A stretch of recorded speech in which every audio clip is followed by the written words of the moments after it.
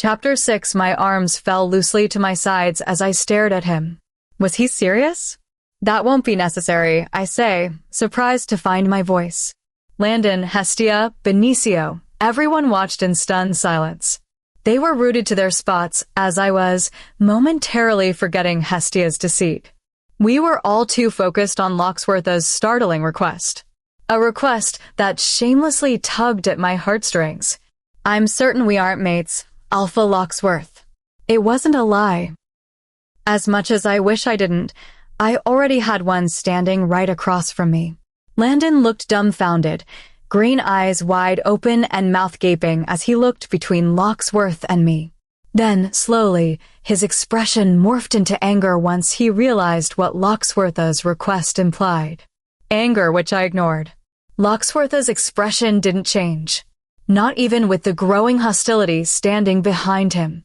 Waves of Landon's anger coursed through the skinny line of the bond we had. His wolf snarls in his mind at Locksworth, indirectly claiming me. His possessiveness was spiraling out of control. His wolf demanded to show everyone I was his, and Landon did nothing to try to hold him back. I knew that a few seconds from now, we'd have a shifted alpha attempting to murder another alpha. No one knew of his inner fury. He glared daggers at Locksworth, his fists whitening at the knuckles. His lips tugged up to showcase his canines threateningly. Hestia, who was now out of the initial shock, noticed Landon's jealous fit, but said nothing. She merely stood by his side, watching with calculating eyes. Intrigued me in the face. I wondered why she wasn't blowing a fuse.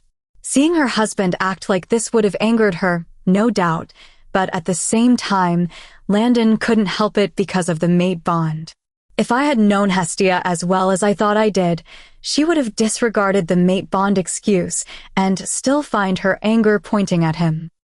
But none of that ensued.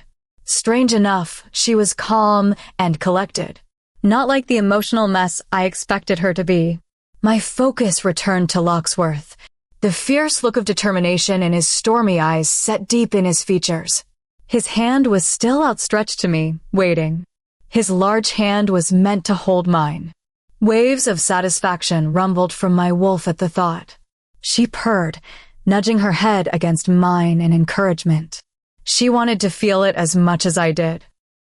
To feel his large hand covering mine, his long fingers intertwined with mine, his heat mixing with mine.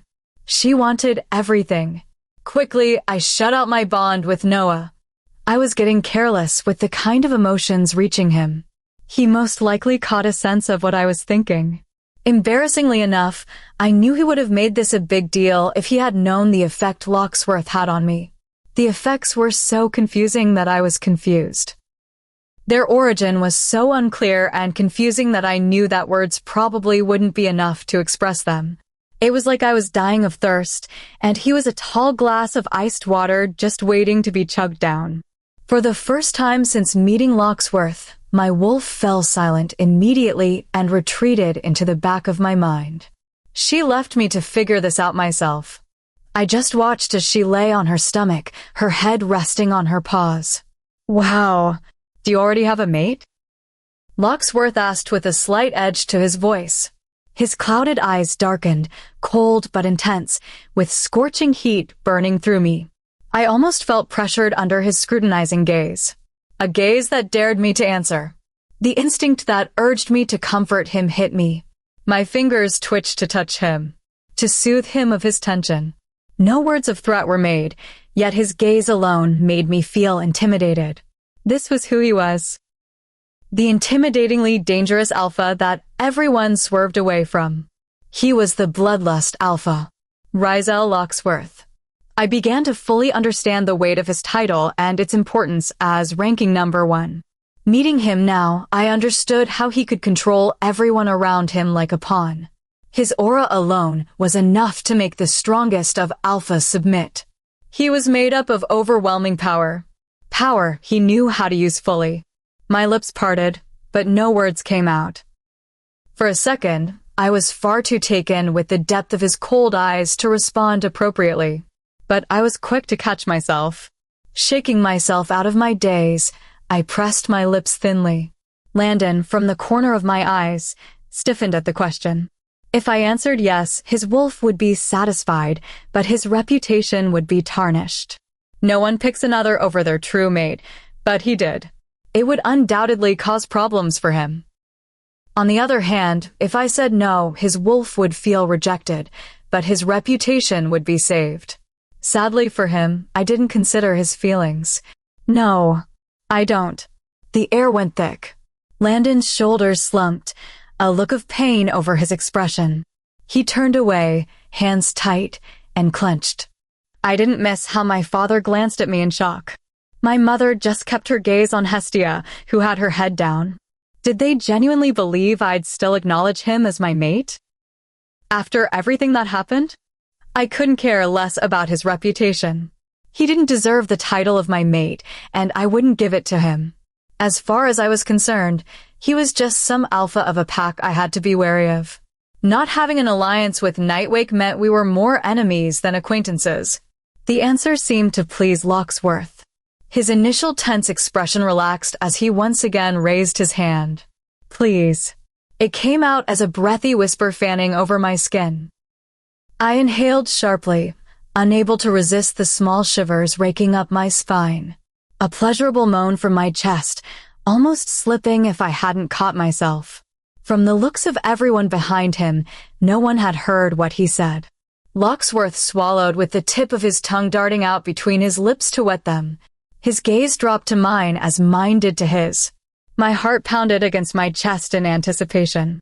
Anticipation for what? Then, without registering what I was doing, I instinctively slipped my hand in his the perfect fit.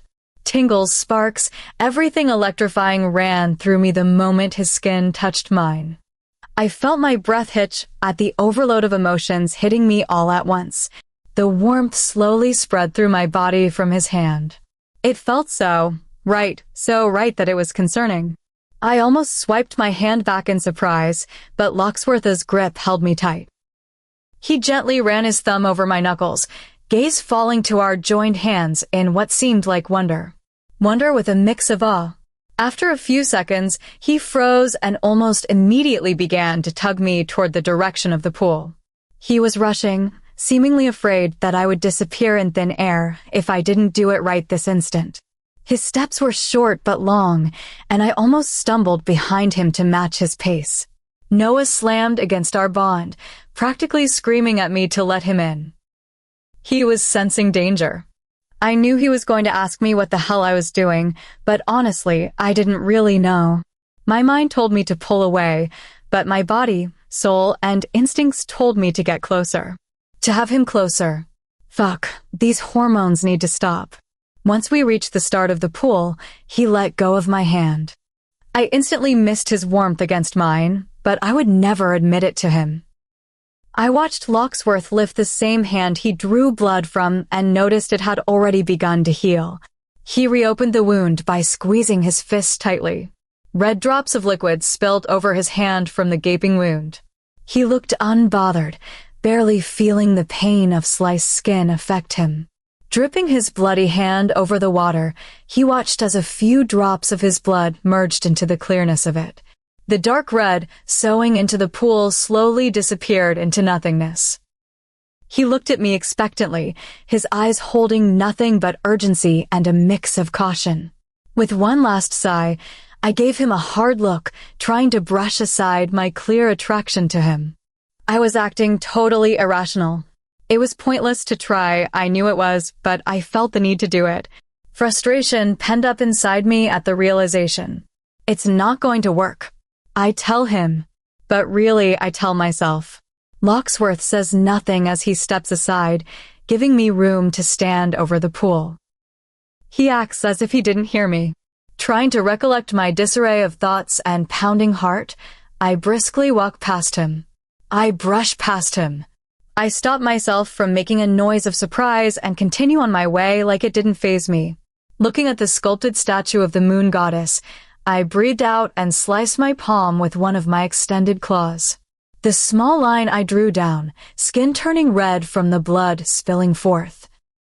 Noah looks at me weirdly, eyebrows pressing together as to say, What the actual fuck? And I shoot him a glare. I don't have a knife. I grumbled out in our bond before shutting it off again. It's not like I wake up this morning thinking, oh hey, I should probably bring a knife because my sister lied about being Rizel's mate and pissed my dad off because he thinks Rizel is denying her, so he challenges him to go to the moon goddess sacred pool to find out it turns out to be a lie. Suddenly, Rizel will ask me to try it with him. I raised my hand over the pool, watching as my blood inked into the clear water until it dissolved. I knew the answer, but a small part of me had that intangible hope that maybe, just maybe. But I was right. The clear water turned red, deflating any minuscule hope inside me. I covered up the disappointment, turning to look at Locksworth, whose eyes were heatedly pointed at the red liquid. He stared at the pool as if it had done him such wrongs, like the water in front of him had thoroughly destroyed his life. Like I said, I whispered silently, not mates. This time, I could do so little to hide my tone of dejection. I was sure if Noah didn't catch it, Landon certainly did. I felt his eyes cut cold to me, burning through my skin. When his persistent glaring finally left, I noticed him smirk in triumph toward Locksworth, who still didn't give him the time of day. I should have known it was impossible, Locksworth muttered lowly to himself. I felt a similar tinge of disappointment in his aura before he composed himself. His expression went stiff as he looked away from the pool. Now we were all surrounded by this uncomfortable silence, a silence I didn't want to be part of. I already regret accepting his request to be a witness. It feels more and more like I'm digging myself into trouble. And the problem was exactly what Locksworth was. Clearing my throat, everyone's attention flew to me. I looked at Locksworth, who stared back with a troubled expression. He looked puzzled. I've seen the results concerning Luna Walker. If you need me to clarify it with the Chancellor as a witness, don't hesitate to contact me. Nodding toward him, I swallowed. My gaze sweeps down his entirety one last time as I muster up all the remaining strength to face him. The confidence I had earlier in Landon's office was gone and wiped clean from my body. Alpha Locksworth. He stared, slowly nodding back with darkened eyes. His muscles tensed with an ache to do something. His fingers twitched ever so slightly, but he balled his hands. Alpha Crustfield. He acknowledged. I looked toward his beta in a silent goodbye. With Noah by my side, I cast Landon, my father, Hestia, and my mother a look before leaving. Walking closer and closer to the cave exit, my body felt heavier and heavier the more distance put between us. I resist the urge to meet the piercing gaze willing me to look at his gray, steely eyes because I know if I met them, even for a split second, I'd be entranced. I was so entranced that I doubted I could escape it. Landon's POV, I couldn't help the smug look on my face as the water turned red. Pride and joy surged through me, knowing that Celine was no one else's but mine. My wolf puffed his chest out, growling his approval at the turn of events. Our souls were intertwined with the red string of fate woven by the moon goddess herself that no one could ever interfere with. Not even Rizel Locksworth. Bloodlust Alpha, be damned. I've seen the results concerning Luna Walker. If you need me to clarify it with the Chancellor as a witness, don't hesitate to contact me, Celine said, nodding toward him. Her eyes lingered on him far longer than I liked. A burst of jealousy fizzed in the depths of my chest. Alpha Locksworth, she whispered. He looked at her. His eyes soaked in her entirety, slowly nodding as if he just remembered to respond. Alpha Crustfield. Her eyes suddenly tore from him to seek out the man standing behind him to say goodbye, the beta, Weston Creed. With one last look at Locksworth, her gaze suddenly fell upon me. But as quickly as she looked, she shifted her gaze to everyone else. She didn't spare a second longer for anyone before leaving. My wolf whimpered, pawing at the barrier as he watched his mate walk away. Since seeing her again, he insisted on making me do something to win her back. To make her mine. For the past 4 years, I didn't see her. I was living a tolerable life. Surely, when I felt the bond snap, I was shocked. Shocked, hurt, heartbroken, but at the same time, relieved. I was relieved that I no longer had to worry about my lingering feelings for Celine when I was with her sister. I thought that with Celine gone, I had nothing to feel guilty about. I didn't give half my heart to Hestia, but the other half to Celine. After all, how can someone have half my heart if she's dead? I thought it was okay to feel that way, all until Hestia got pregnant. It opened my eyes when she got pregnant and found her mate, thus distancing herself. It made me realize that Celine was irreplaceable. That, unlike Hestia, she was solely crafted for me. It was then that I realized the weight of what a mate was. Your mate wasn't just a destined partner. Your mate was something more. Your mate was half your life, soul, and every living cell to make you who you are. A mate would never abandon you and choose someone else. A mate could never fall out of love. A mate was someone who could never love another the way they loved you. A mate that I never was for Celine. A mate I never gave her a chance to be. I know it's fucked up, I know it's morally wrong, I know I have no right, believe me, I know. But after everything, I also know now that it was all a mistake. It was a mistake to choose Hestia. It was a mistake to reject her. A sudden weight pressed down on my chest. I felt the heavy chains of guilt, remorse, and regret weighing me down as I stood. Fucking great. This is all just fucking great. I felt a flare of anger as I turned to the female carrying my pup. She stood behind her mother, hands shakily clutching onto her sleeves as she watched me with wide, fearful eyes. The spark of anger quickly turned to waves of fury. We are all talking when we get back. I mind-linking Hestia, her mother, and Beta Benicio. Their eyes snapped over to me. I caught a flash of worry in both of their eyes for their daughter. They knew the anger I felt right now would not cease until I spoke with her. Beta Benicio gave me a curt nod, but I could feel his tension. His eyes spoke words as he cast his daughter a look of pity before turning away. Now, I have one more problem at hand. I looked over to Locksworth, who was still watching after the cave entrance from where Celine had left. I flexed my jaw. I did not like how he looked after her like a man in love.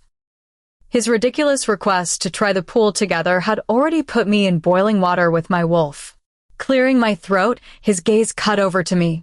Immediately, the lightness in his eyes was replaced with an icy glare, focusing down on the woman who shielded herself away from his gaze. Alpha Locksworth, I sincerely apologize for Hestia's false accusation of you. I will personally handle the matter myself. Once again, I truly do apologize. She stepped out of line. I narrowed my gaze down at her before looking back to Locksworth, and I promise you, it will never happen again. Locksworth's stern gaze tightened with cynical amusement. He chuckled, shaking his head before narrowing his eyes. Beta Creed immediately stepped back, watching his alpha exert the most power I've ever seen come from a lone wolf. Taking a step forward, Locksworth shoved both hands in his dress pants pockets and stood over me. His dark eyes never wavered as streams of his aggression flowed out of him and onto me. The urge to submit grew steadily, but I forced my body to strengthen itself. The alpha in me was stubborn to keep my ground strong. I don't need your promises, Walker. I flinched at his disrespect, forcing down the wolf inside me from lashing out. I know better than anyone that I can't take him. He would, without a doubt, beat me in power play. He was stronger, both physically and mentally. He exudes power, whereas I try to grow it. Alpha Locksworth was not a force to be reckoned with.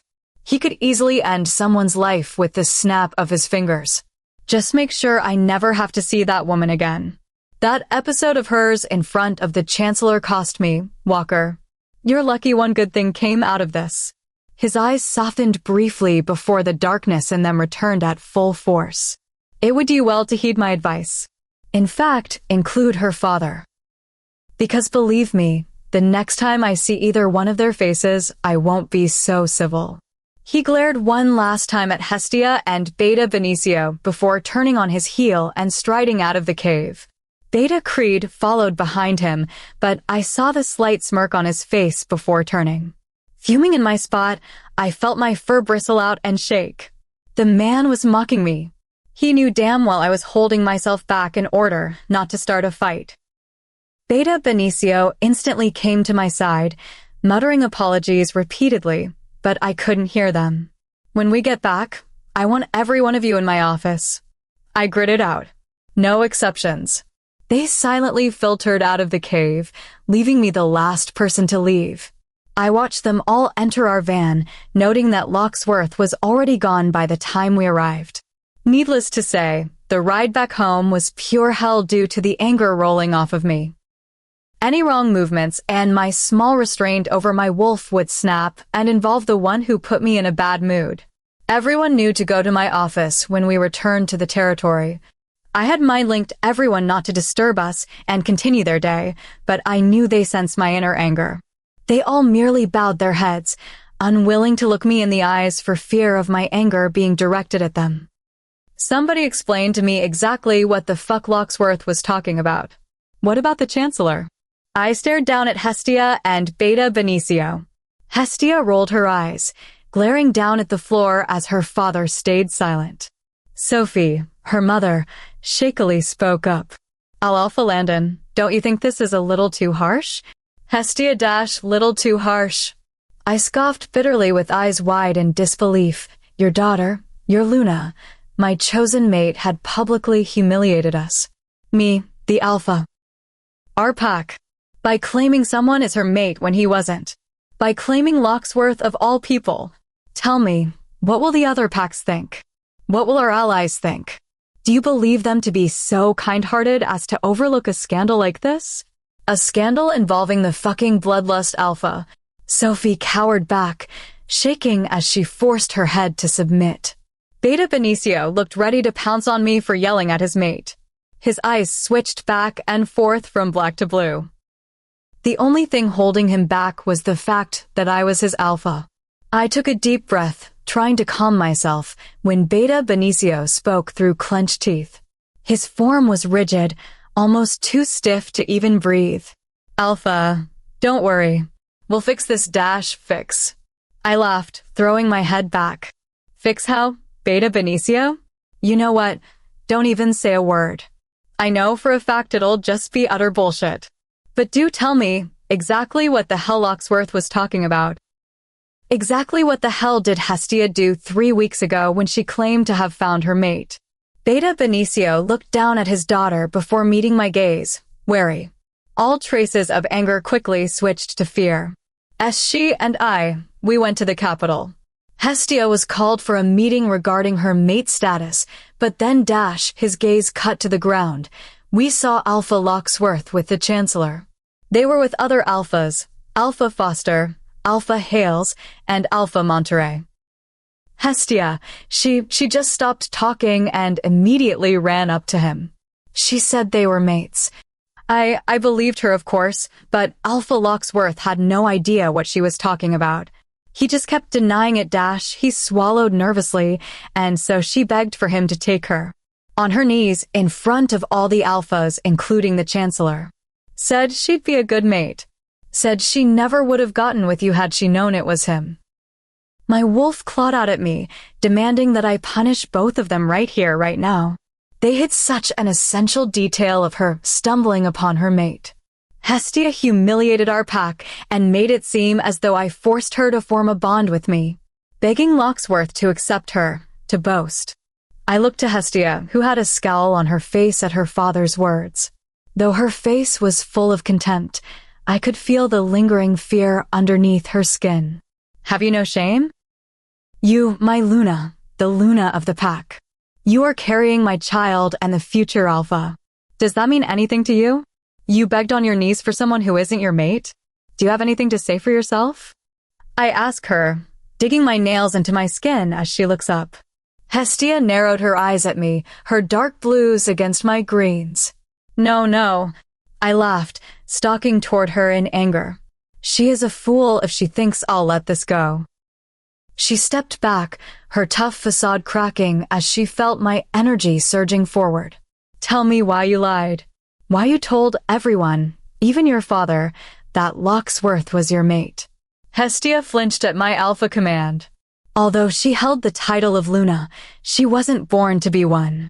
She didn't have the power to resist my command over her. So reluctantly, she answered, "T to get away from you.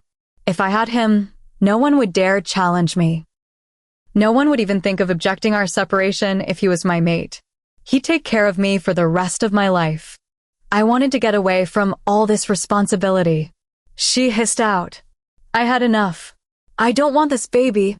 I don't want the damned Luna title. It's too much work. I never asked for this, Landon. I never asked for all this extra baggage that came with being with you. Ever since you found out Celine was your mate, you acted different. You aren't as focused on me anymore. You'd always get this faraway look on your face." She huffed out, eyes wild with frustration. They turned glassy as she stared at me with sadness. "But don't you dare act so just. Ever since Celine came back, all you've ever been thinking about was her. Too bad she doesn't want you, huh? There'd be no way she ever would, not when you abandoned her. You rejected her for me, Landon. Own up to it." She spat. I felt a sharp sting pierce into my chest from her words. She was right. I know she was. In anger, I balled my fists, feeling unorthodox hatred fill me as I stared at the woman in front of me. You ignored her calls that day of the attack, like all of us. You wanted her to die. You did. Don't you dare lie. I only wanted her out of the picture because she threatened my future with you. You wanted her gone because you felt yourself being torn apart. You knew perfectly well what was happening to her, but you chose to do nothing. You wanted her gone, just like all of us. You wanted the easy way out. She laughed humorlessly as she rubbed her face with vigor. No, you wanted her gone more than any of us. Too fucking bad she lived. And now that she shows up back from the dead, you act like some loved-up pup.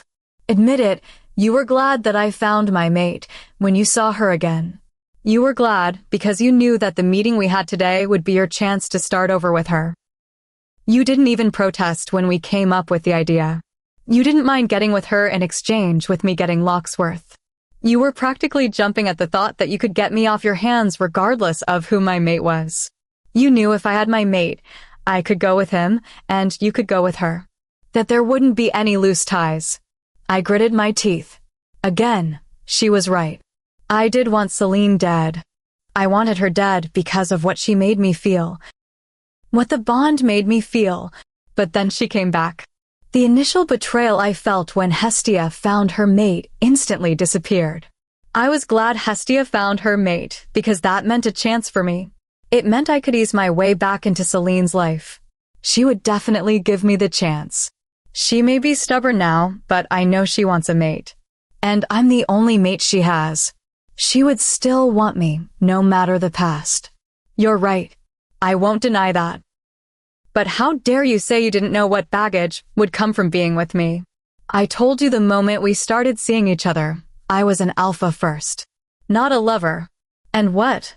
Did you really think a pretty face and sweet words would be enough to make Locksworth accept you?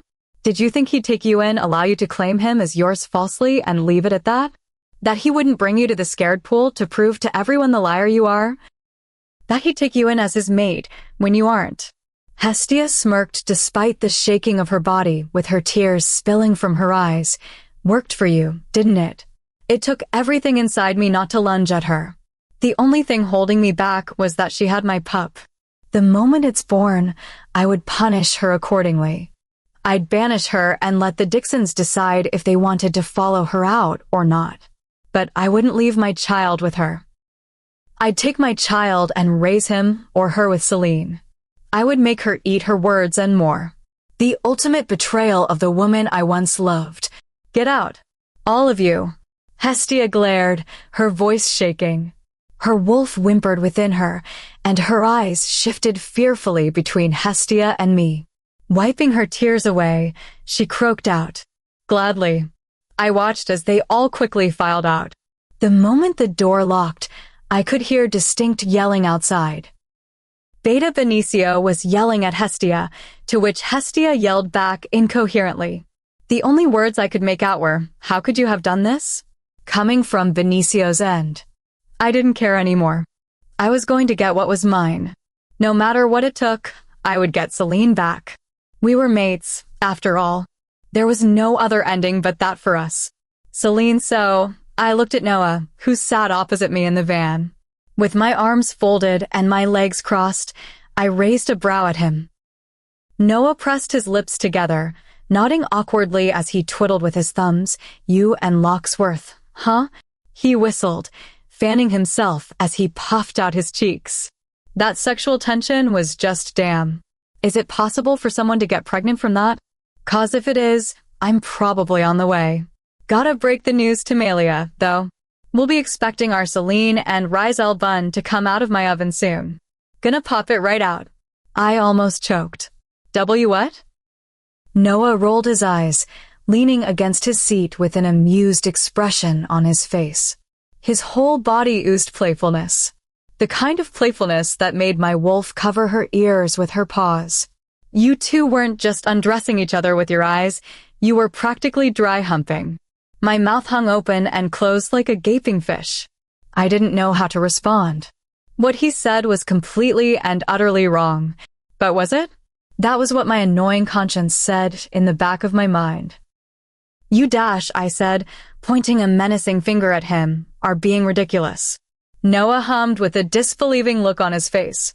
He bent his elbow against the car door, resting his chin on his knuckles and sighed exasperatedly. "What's ridiculous is the amount of sexual frustration oozing off of you right now."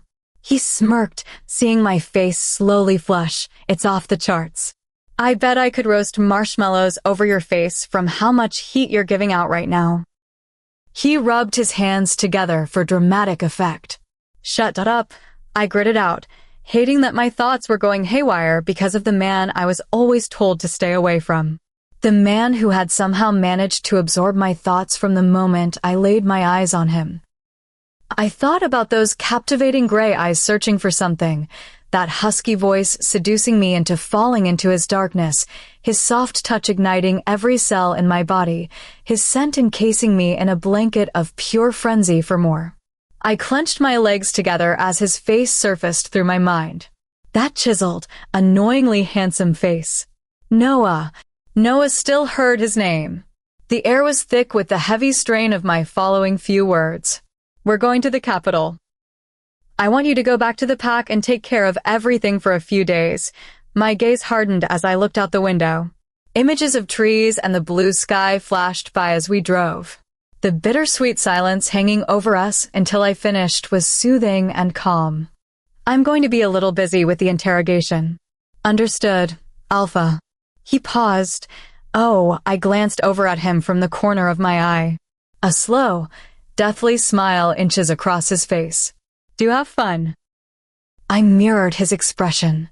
Smiling sweetly, I tilt my head to the side. "I most definitely will." There was no point in making the two rogues wait.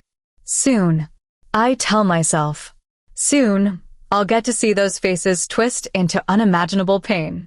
Pain that wouldn't only be in the bounds of physical, mental, and emotional pain, all the like. The kind of pain they bestowed upon me 4 years ago. The pain that still haunts me to this day. I played with the greyhound ring I was wearing, rolling it between my thumb and pointer finger. The green glimmered against the lighting. Everything I worked hard for led to this. "Just to let you know, your toys are in the back." I raised a brow at him. Since when did he put it in the van? Noah shrugged, folding his arms across his chest before letting out a deep chuckle. Call it beta intuition, or just Celine intuition, but I had a feeling today was doomsday for them. Just a hunch. A very accurate hunch. I say nothing as my smile sets into place. "Oh, Noah, you don't know how happy you made me with those 6 words." Pulling out my phone, I punched in Chancellor Williams' private number and held the phone to my ear. After the second ring, he answered. "I take it that you're coming to interrogate them today?" He asks into the phone, no greeting, no pleasantries, just straight to the point. I could almost hear the smile in his voice. "Yes. I've brought some things with me, if you don't mind." He laughed, his deep voice echoing against my ear. I could see Noah smiling shamelessly in glee. He was genuinely proud of himself for bringing the toys. The twinkle in his eyes, waiting for praise from me, said so. Oh no, of course not. I wouldn't get in the way of a lady's essentials. He paused, and, oh, my apologies, Celine. I have an alpha guest over tonight. I hope you don't mind it. I know how you are with alphas. You're more than welcome to come over still if you wish, or you can come tomorrow. No, it won't be a problem. I'll spend all of my time at the Capitol in the interrogation room, anyway. No worries from my end. I doubt I'll sense anything more than a scent from this guest of yours. Then that's fine. I'll alert the guards to allow you in. Will your beta be joining you? I sigh, sneaking a glance at Noah, whose mood seemed a little dampened by the question. No, not today. It'll just be me. I see. This time, he sighed. He's going to miss quite the show. Indeed he is, Noah grumbled lowly. My lips tugged up, but I stopped myself. It seems Williams also caught his little input because he chuckled softly. I truly do like this beta of yours. He's unbeta-like, I must say. It's honestly refreshing. I'd like to talk more, but it would seem my guest is not in the best of moods right now. I'll have to prepare for the worst when he arrives. My eyebrows scrunched together in curiosity. If you don't mind me asking, enjoy your stay here, Celine. And then he hung up. Pulling the phone from my ear, I looked at it weirdly before gazing at Noah. He shrugged, confusion etched on his face before he smirked. So, about that sexual tension. I need you to make sure my schedule is clear for the next 2 days. Maybe 3, but I'll let you know if I need more time. Other than that, make sure no one slacks training. I want everyone not on board or duty out in that field at 6 a.m. sharp. That rogue in the lower cells, add more silver chains. Tighten up security and add more warriors at the back borders. I don't want Zeneron seeing any opportunities, especially when I'm away. Any messages from other packs go directly to me. Noah nodded, passing me the duffel bag of goodies. The warriors surrounding us bowed, bidding me a safe stay before returning to the van after dismissing them. The large mansion looming over me reminded me of when I first started training to be an alpha. Memories of my first meeting with the Chancellor, to changing my last name to Crestfield. Everything. Noah stared at me quietly before letting his eyes drift to the Capitol mansion. His expression turned grim. Shame Isaac has to miss this. I'm sure he would have wanted to get a few licks in before you do anything too damaging.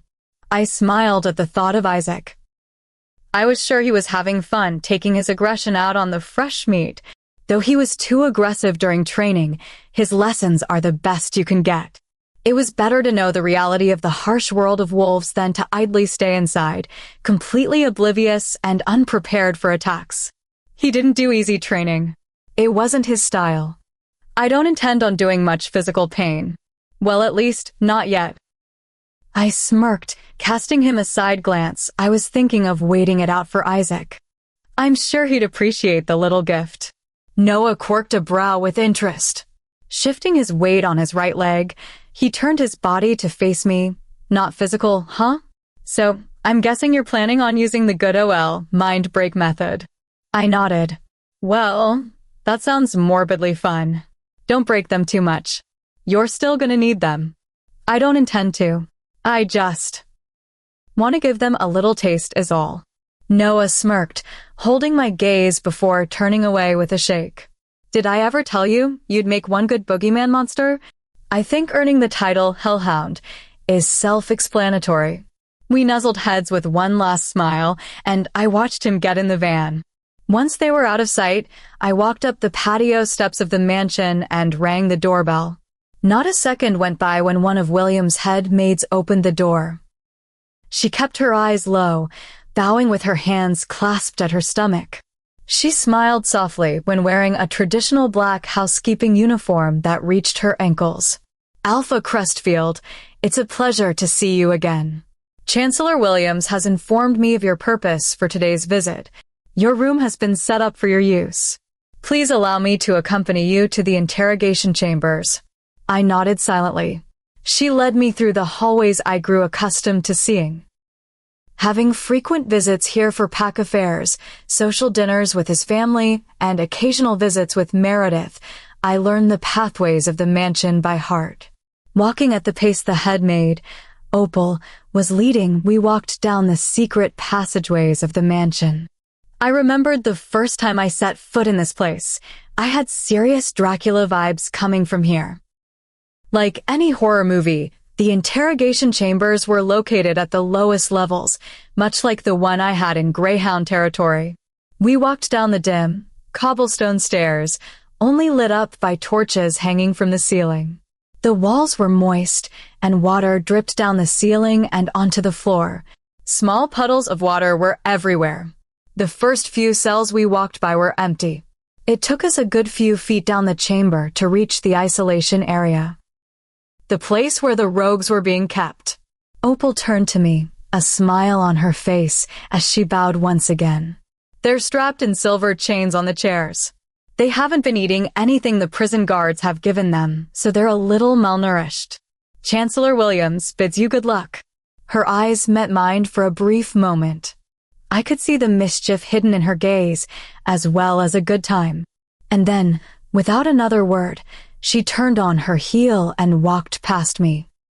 Back in the direction we came from, the sound of her heels clicking against the stone getting further and further away was all I heard. Grasping the handles of the duffel bag tightly in my hand, I breathed in. My wolf growled in amusement, claws extending and canines protruding past her lips. Her eyes sought the thick, metal door in front of us. She could smell them. The thick scent of the rogues. Theo and Val. I was already beginning to feel my self-control slip away. Occasional snarls passed past my lips unintentionally, and my eyes flickered to her black gaze.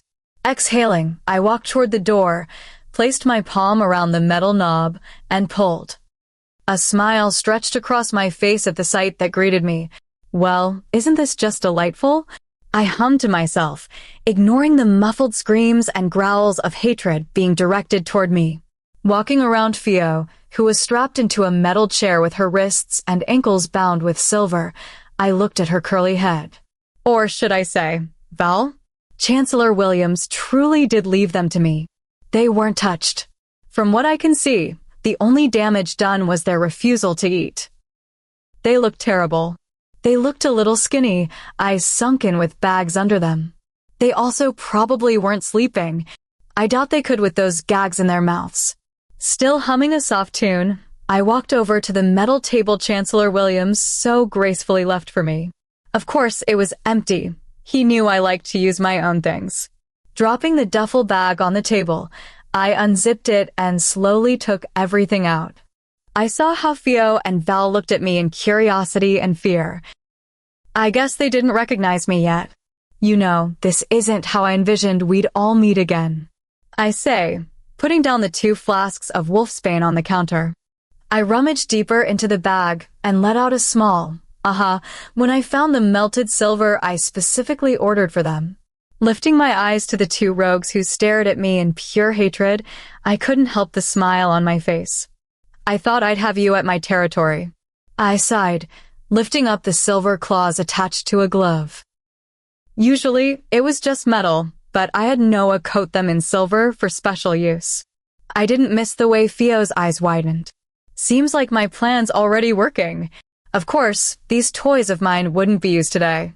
It was all about mental pain for now. The first stage was having them scared out of their wits before anything truly began. Unlike the other rogues I dealt with, I wanted to take my time, to truly break them from the inside out. Starting with their bodies would have been way too merciful. I have a lot more toys there. Some are a secret only rogues like you find out about. That's why no one knows about them. The only ones who find out what they are end up dead. I smiled at Val, who narrowed his eyes at me like a hawk.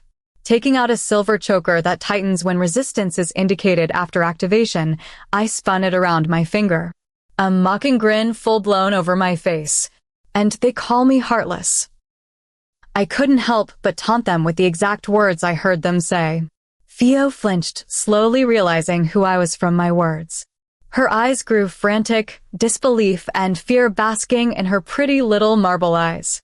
I heard Zeneron abandoned you too. Still not finished setting the table with my gadgets, I walked toward them. My heels clicked and echoed in the room. Their muffled voices ceased, their shock and surprise paralyzing them. Ain't that a tragedy? I laughed sardonically, clutching my stomach.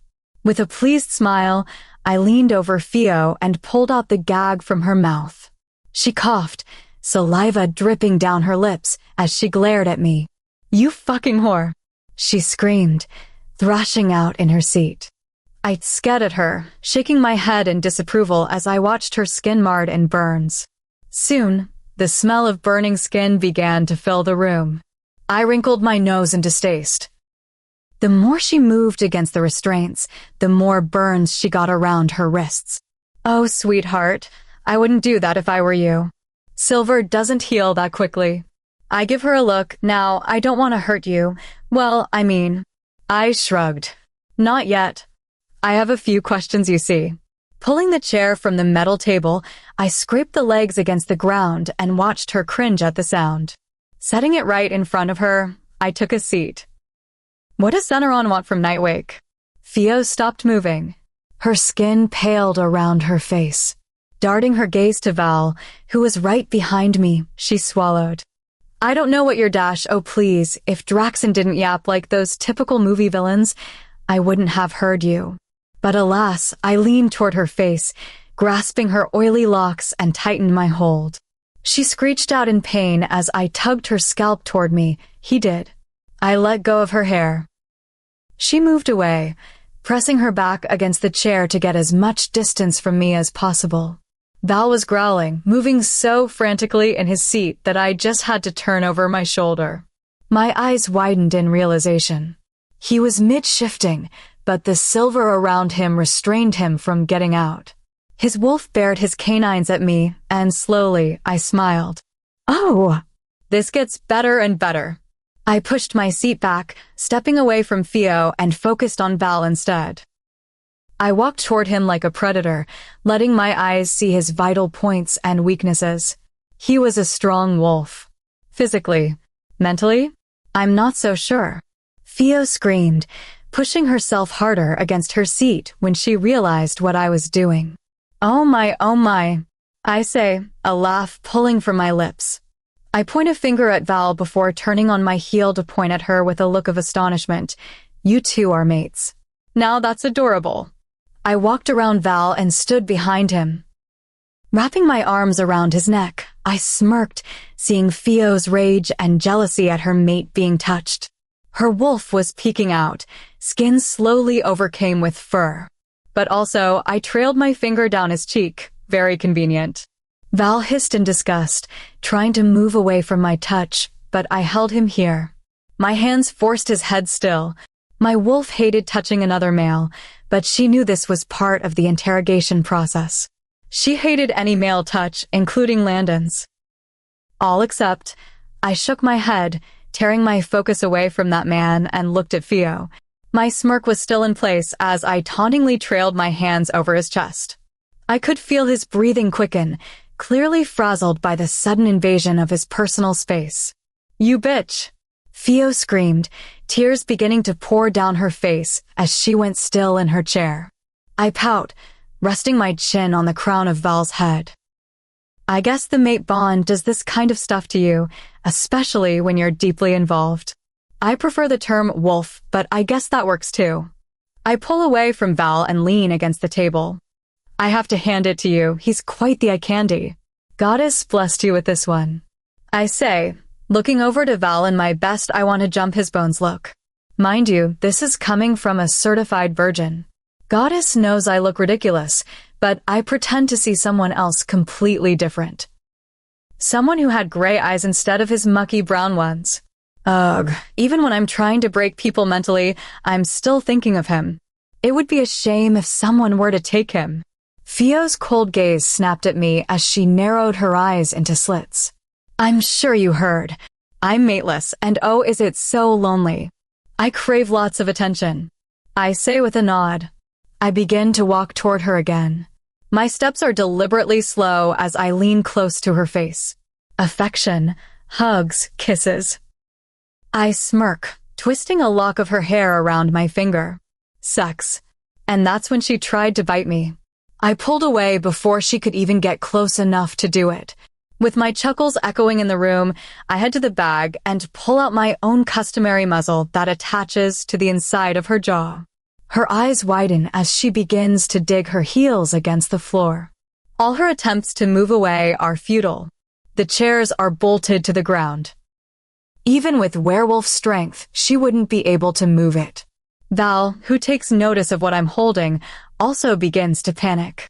He's moving harder now, trying to get out of his restraints for the sake of his mate, but it's all pointless. If only they would just talk. I wish Alpha commands worked on rogues, but they didn't. Their oath to their leader prevents them from doing it, an oath involving black magic. I grab her by the throat, momentarily paralyzing her by pinching her nerves and forcefully attaching the muzzle around her. She gagged, eyes brimming with tears as her mouth pried open. I typically hate doing this, I say, locking the hatch shut. But I sometimes make an exception. A good 3 hours passed with my constant taunting. I took turns taking digs at Val and Theo, often using their mate bond against them. Rogues don't typically fear death. They do when it involves their mate. I've threatened them with all the bad things I could think of. Of course, they're all just threats. No promises. I don't intend to have someone forcefully mark Theo, nor am I planning to take Val for myself. I may hate them, but I don't fuck with the moon goddess gifts. I've had more than my fill of her unjustified wrath. And as much as I hate to admit it, it's not in my morals. Well, not that killing someone is moral, but it's understandable this time. I'm not a sadist, after all. With one last laugh, I turn to the items on the table and quickly push them back into the duffel bag. They've served their purpose as a scare tactic. The two were strong-willed, I'll give them that. Neither of them cracked when I asked questions. I guess I can't use them today. To think I took my time taking them out, too. I haul it over my shoulder with ease and head toward the door. Theo's cries and whimpers, along with Val's own sorrow, mix in a beautiful arrangement. My wolf purrs at their expense, loving the satisfaction she got from that little episode. I could feel it in my veins, the overwhelming pleasure it gave me seeing them suffer. Sleep well, my dear rogues. We have a big day ahead of us tomorrow. And then, with the wave of my hand, I left. I don't remember how, but I managed to find my way to the guest room I usually take in the mansion. I felt drained emotionally and physically. As much as it was fun to do all that, it was also quite tiring to play the villain for about 3.5 hours straight. I sank into the bed, sighing as I screwed my eyes shut. Was I doing the right thing? Was revenge really the answer? Would Bentley, Alpha, Oliver, Lila? I grit down my teeth and force myself to stop doubting it. Of course, they wouldn't be proud of what I was doing. That's just the kind of people they were. Alpha Oliver might be more accepting, but they wouldn't want me to build up my life with hatred. I know they would have wanted me to live happily and freely, but then again, I can't sate my thirst for revenge by doing that. I'm not only doing this for them anymore. I'm also doing this for myself. My desire to watch them suffer was my selfish wish. My eyelids flutter shut. That's right. I'd be doing this world a favor by removing the rogues. There was no denying that wolves' lives would be better off without thinking of when the next rogue attack would happen, thinking of whether or not they'll ever see the warriors being sent out to fight again. Everything would be in order, and no one would ever have to suffer from what I went through. No one else will have to watch their happiness burn like I did. Turning over in bed, I hugged the pillow tight against my chest. Yes, this was the life I was accustomed to now. Even way back then, in Nightwake, I lay here alone. I am completely and utterly alone. My isolation was my only solace. Hands touch me. I feel strong, large hands running down the curve of my waist, warm, slim fingers trailing gently over every dip of my body before running up my chest.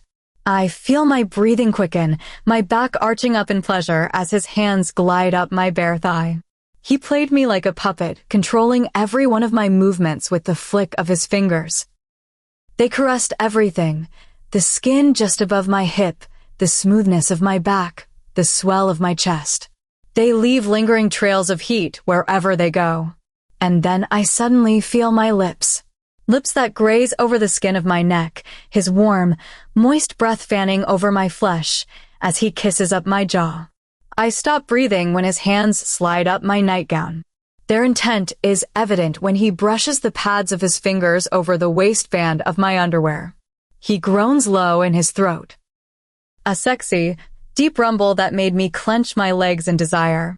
His finger is hooked on the band of my underwear and tugs down. Slowly, he pulls it off inch by inch until it's left on the floor to be forgotten. His hands return to my neck, caressing my skin gently. His thumb brushes affectionately over my bottom lip. He lays a kiss on my chin, the side of my face, the corner of my mouth, before pressing his forehead against mine. "Celine," he whispers in a husky, desperate breath. "My little mate, my lovely wildflower."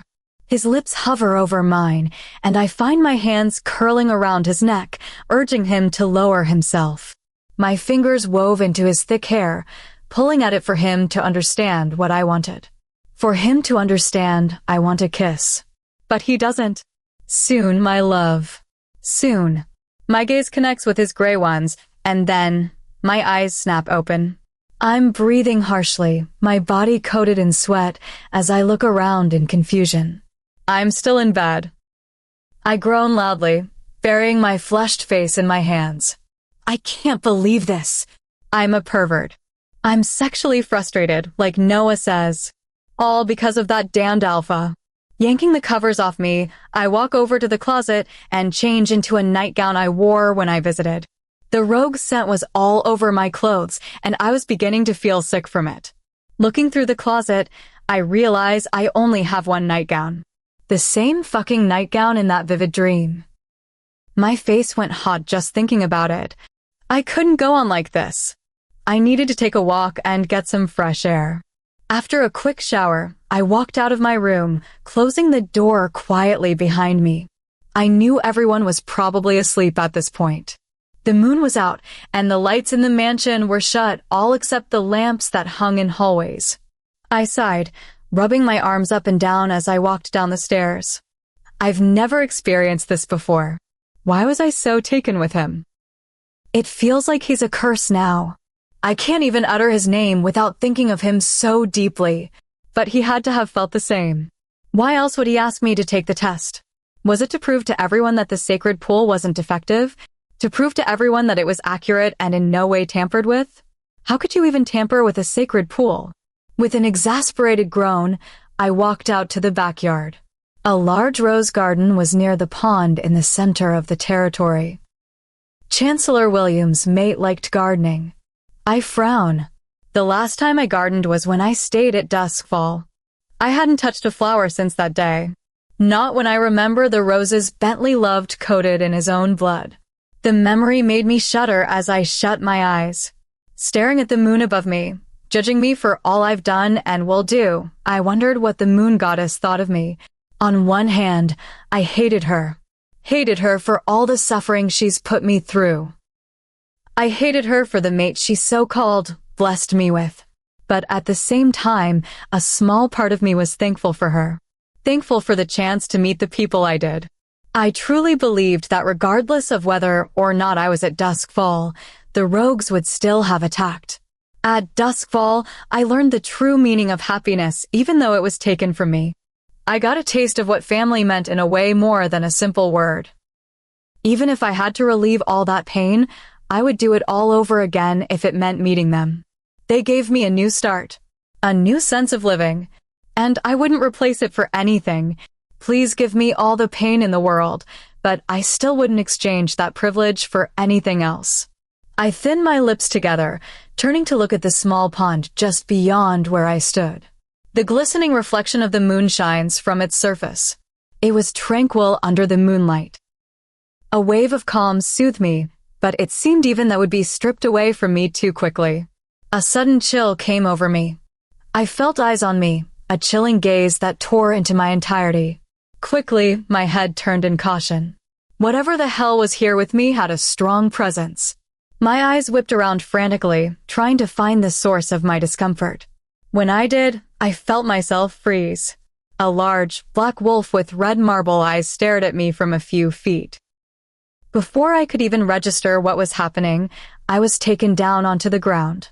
My back hit the soil, grass prickling my bare skin as I focused my eyes on the figure on top of me.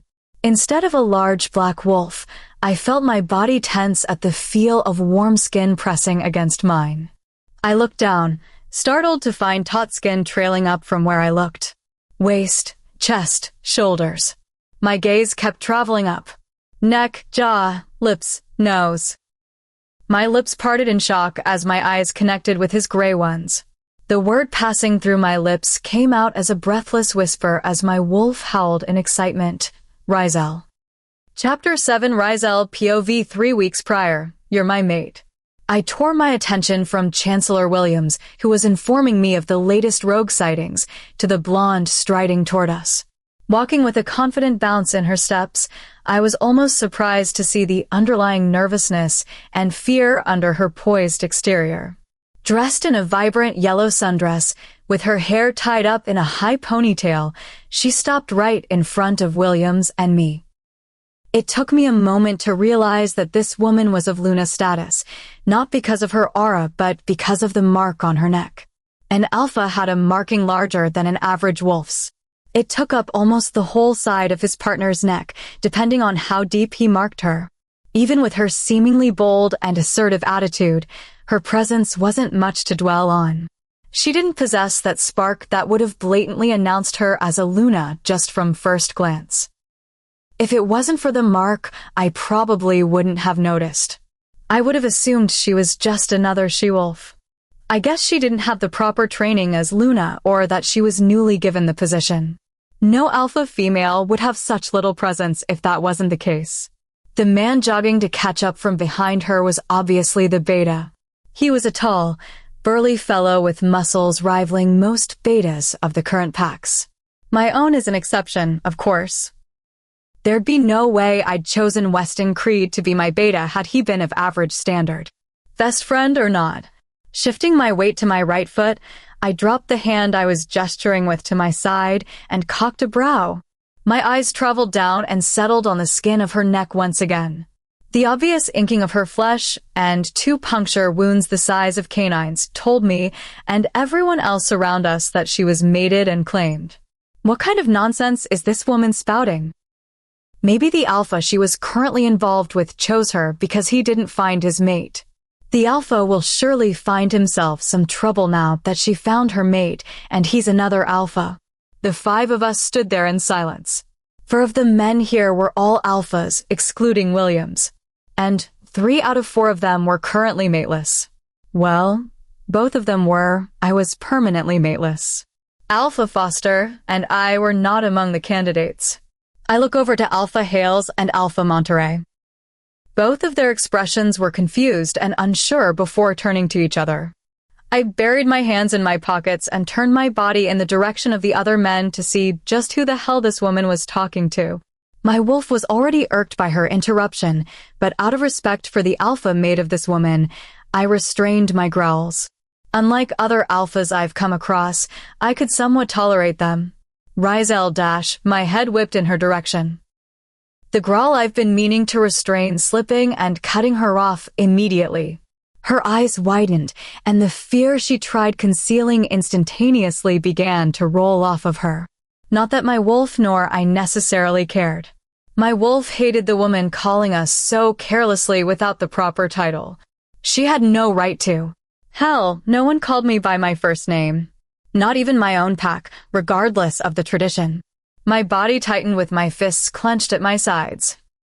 The anger boiling inside me only grew the more she dared to stare at me in a daze.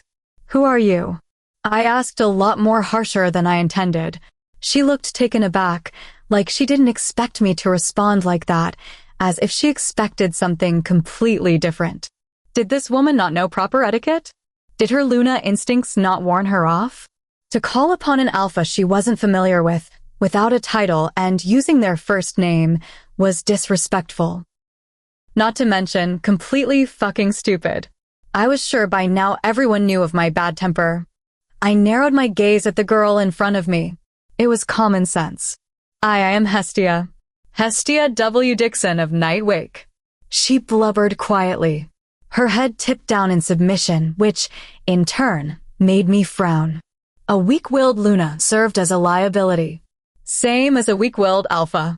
Both partners had to be strong, not only physically but also mentally, to uphold their positions and pack status. In all honesty, sometimes mental strength was much more important than physical strength. What good would physical strength do if not utilized correctly? You could be the strongest in the world, but it would all amount to nothing if you couldn't lead and strategize a pack. It would still apply even if you were the weakest person in the world. If you could outsmart your opponent, what good would their muscles do? However, physical strength is still a very good attribute. A Luna was meant to help, strengthen, and better a pack. They weren't there simply for decoration and to look pretty. The emotional bit was a package deal. The Luna and Alpha served to maintain each other's condition, including their emotional condition. Without a Luna, the pack could never function. Then again, I am a different case compared to other Alphas. An Alpha not blessed with a mate can't exactly need one to begin with. I'm your mate. The woman, whom I momentarily forgot was still standing there, said. The wolf inside me growled, red eyes glowing brilliantly in the cage I was keeping him in. The fury I felt for the woman falsely claiming to be my mate when I didn't have one only added to the bitterness of my lonely reality. It was like having salt rubbed into your freshly opened wound and then soaked with a gallon of alcohol before being pressed down on with shards of broken glass. She was testing my nerves. I'd advise you to refrain from making any more foolish jokes, Luna Walker. She flinched, hearing the name she held but didn't use when introducing herself to me. Nightwake was a pack I heard of. The pack had failed to aid an ally, Duskfall, during a rogue attack. The very same pack that had fallen by 2 in the ranks. Alpha Landon Walker and his Luna, Hestia Walker, led it. A slight frown etched on my face, but I quickly removed it. I didn't know the Alpha personally, but I doubt he'd approve of what his Luna was doing. I don't know what you're talking about, Alpha Locksworth. You're my mate. She walked closer to me, reaching out to lay a hand on my bicep. I almost cringed away, revolted by her touch, meaning to seduce me. It was downright degrading for her to even try. Did she think I was weak enough to succumb to her advances? This wasn't the first time women shamelessly threw themselves at me, and each time I would deflect them. She was no exception. Hell, I had more reason to reject her, seeing as she claimed to be mated to a fellow Alpha.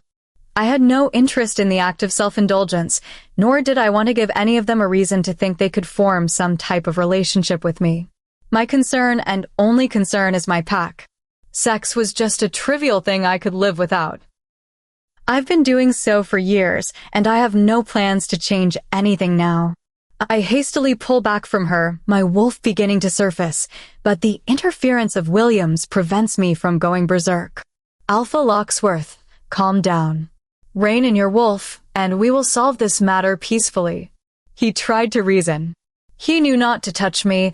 Anyone who would try would surely be losing an arm that very same second. Alpha Foster, Hales, and Monterey exchanged looks before returning their gazes to Hestia in shock. I am warning you, Luna. You are treading on very thin ice. If you have any more senseless remarks, I won't hesitate to show you your place.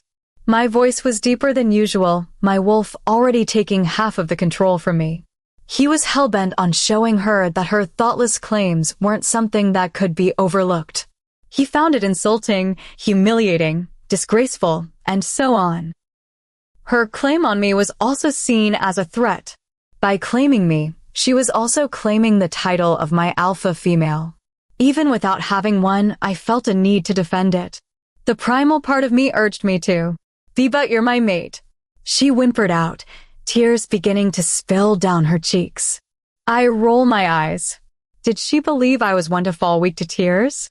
I see tears almost every day in my life at the torture chambers.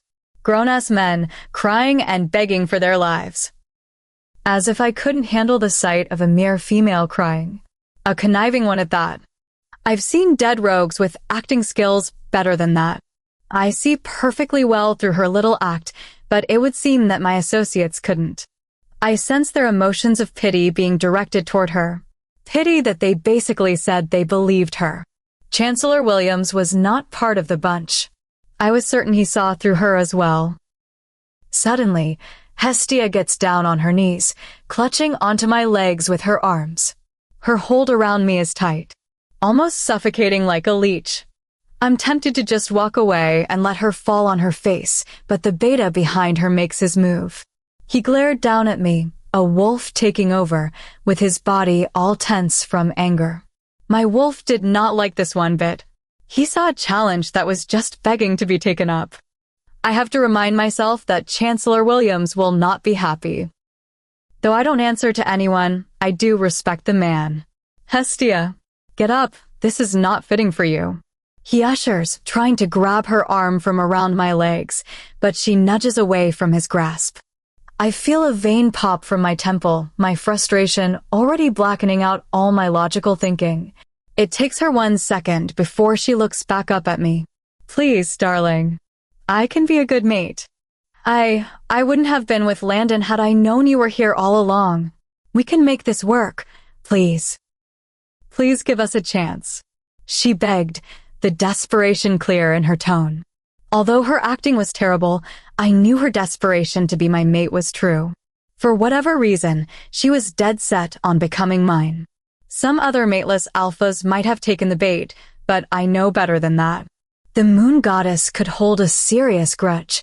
I would know. Alpha Locksworth is your mate? The beta asked calmly. For a moment, the flash of anger turned to interest, intrigue, and, most noticeably, fear. Looking at the two now, I could tell they were related. They both had similar facial structures, and the overprotectiveness of the beta proved to make the point. Beta Dixon looked at me in complete shock before his gaze traveled back to Hestia in silent question. With the slight nod of her head, his expression morphed into anger once more. He grits down on his teeth, his jaw clenching tightly before he dares to narrow his gaze on me. "You're my daughter's mate," he stated, leaving no room for argument. "Funny, your daughter is lying," I retort, not bothering to sugarcoat anything. I don't have the time and energy, nor do I have the will to play make-believe with the girl. She can say all she wants, but at the end of the day, I know damn well she isn't my mate. I was never supposed to have one. And the sparks, tingles, or whatever the fuck the mate bond comes with was most certainly not happening between us. If it wasn't pure revulsion I felt for her, it would be growing distaste. She would never lie. Not about mates. You can't just reject her. Silence. Beta Dixon's mouth shut up, his eyes widening from his involuntary compliance with my order. The panic setting deep inside him grew immensely with his fear for his daughter. I looked over to Chancellor Williams, who had a frown etched on his face. He looked at Beta and his daughter before shifting his gaze at me. I ignored the look he was giving me, the look that said to take this somewhere private. But I wasn't having that. I was going to set the record straight in front of everyone. I didn't need some of these alphas thinking I had abandoned my mate. It wouldn't have done well for publicity. Your daughter is not my mate. She knows that. I don't understand why she would bother lie about it when she already has a mate, but I don't exactly care much to begin with. My gaze narrowed at the bump under her dress. "I'm sure you're not going to claim me the father as well?" Her face reddened, her hand instinctively going to her stomach as she flushed in embarrassment. My wolf snorted, whipping his tail back and forth in aggravation. His eyes scanned her once before dismissively huffing out his disdain. Pressing my lips together in a hard line, I looked over to the other men who were watching the exchange silently. They kept their gazes away from her and solely focused on what I was about to say. I believe we're done here. Shall we? They all gave each other a brief look but nodded, straightening up and clearing their throats from the awkwardness growing around us. Yes. We shall, muttered Monterey as he loosened the tie around his neck. Williams gave me a nod and began to lead the men forward, walking by the woman who was still on her knees in front of me. She had long let her hold of me go when I made the comment of pinning me as the baby's father. Turning to the beta, who was struggling to open his mouth, I narrowed my eyes down at him. He flinched, feeling the hostility, and stopped his fruitless struggle against my order. If I could, I would rather leave him like this forever. But I don't intend to cause pointless trouble with Nightwake. That's just more work than necessary. Of course, if they start it, I won't have a problem ending it. I could use Luna's false claims as evidence of malice and just get right onto it, but surprisingly, my wolf told me not to. He was stubborn and reigning in his anger. He wanted me to wait. I don't know what the hell that means, but it would seem like something is supposed to happen with the Nightwake pack. Whether it had something to do with the Alpha or the Luna, there was no doubt in my mind it was something big. So, instead, I simply glanced one last time toward the two before turning on my heel and following the men out. Release. The sound of the beta gasping out in harbored breaths was the last thing I heard before we entered the conference room. Present Williams, it's Locksworth. Yes, I'll be staying at the Capitol for a week or so, depending on how long it takes. Of course. No, Beta Creed is not attending. It'll just be me. My wolf, he needs it. Yes. Okay. My gaze swept to the door when 3 knocks bounced into the room. Weston stood behind it. His presence was made known to me through our blood oath. Come in. I mind-linked. Not a second later, he pushed the door open and stepped inside. His gaze darted around my office to see if anyone was there before landing on me. Tightening my grip on the phone, I forced my eyes to look back at the paperwork spread across my desk. I'll be seeing you. Pulling the phone from my ear, I place it on the table and stare at Weston expectantly. The look on his face was enough to let me know what this was about. Alpha, the pests are still sending requests for a meeting. My jaw ticked in annoyance. I sigh, pushing myself back on my chair. The woman and her father had been sending me meeting requests for the past 3 weeks. Their stubbornness and persistence are truly maddening. Rejection after rejection, the requests kept coming until a good pile was left on Weston's desk. The woman is desperate enough to cling to me after I so flatly rejected her advances. There could only be a handful of reasons why she's trying so hard. Power, authority, lust, protection. None of which interests me. I'm getting tired of this. I grumbled under my breath. Pushing myself off my chair, I tugged on my suit cuffs before running my hand through my hair. We're going to Nightwake territory. Weston nodded, already calling for our vehicles to be brought out for us through MindLink. My wolf perked up, lifting its head from its paws, and wagged its tail. His heavy pants came steadily, and determination set in his red eyes. I scrunched my eyebrows together. What in fuck's name was he so excited for? I sincerely hope he didn't think we were going there for a massacre or something. As much as the idea of putting the beta in his place was enticing, I couldn't just waltz in there and threaten the Alpha. That would be so unethical.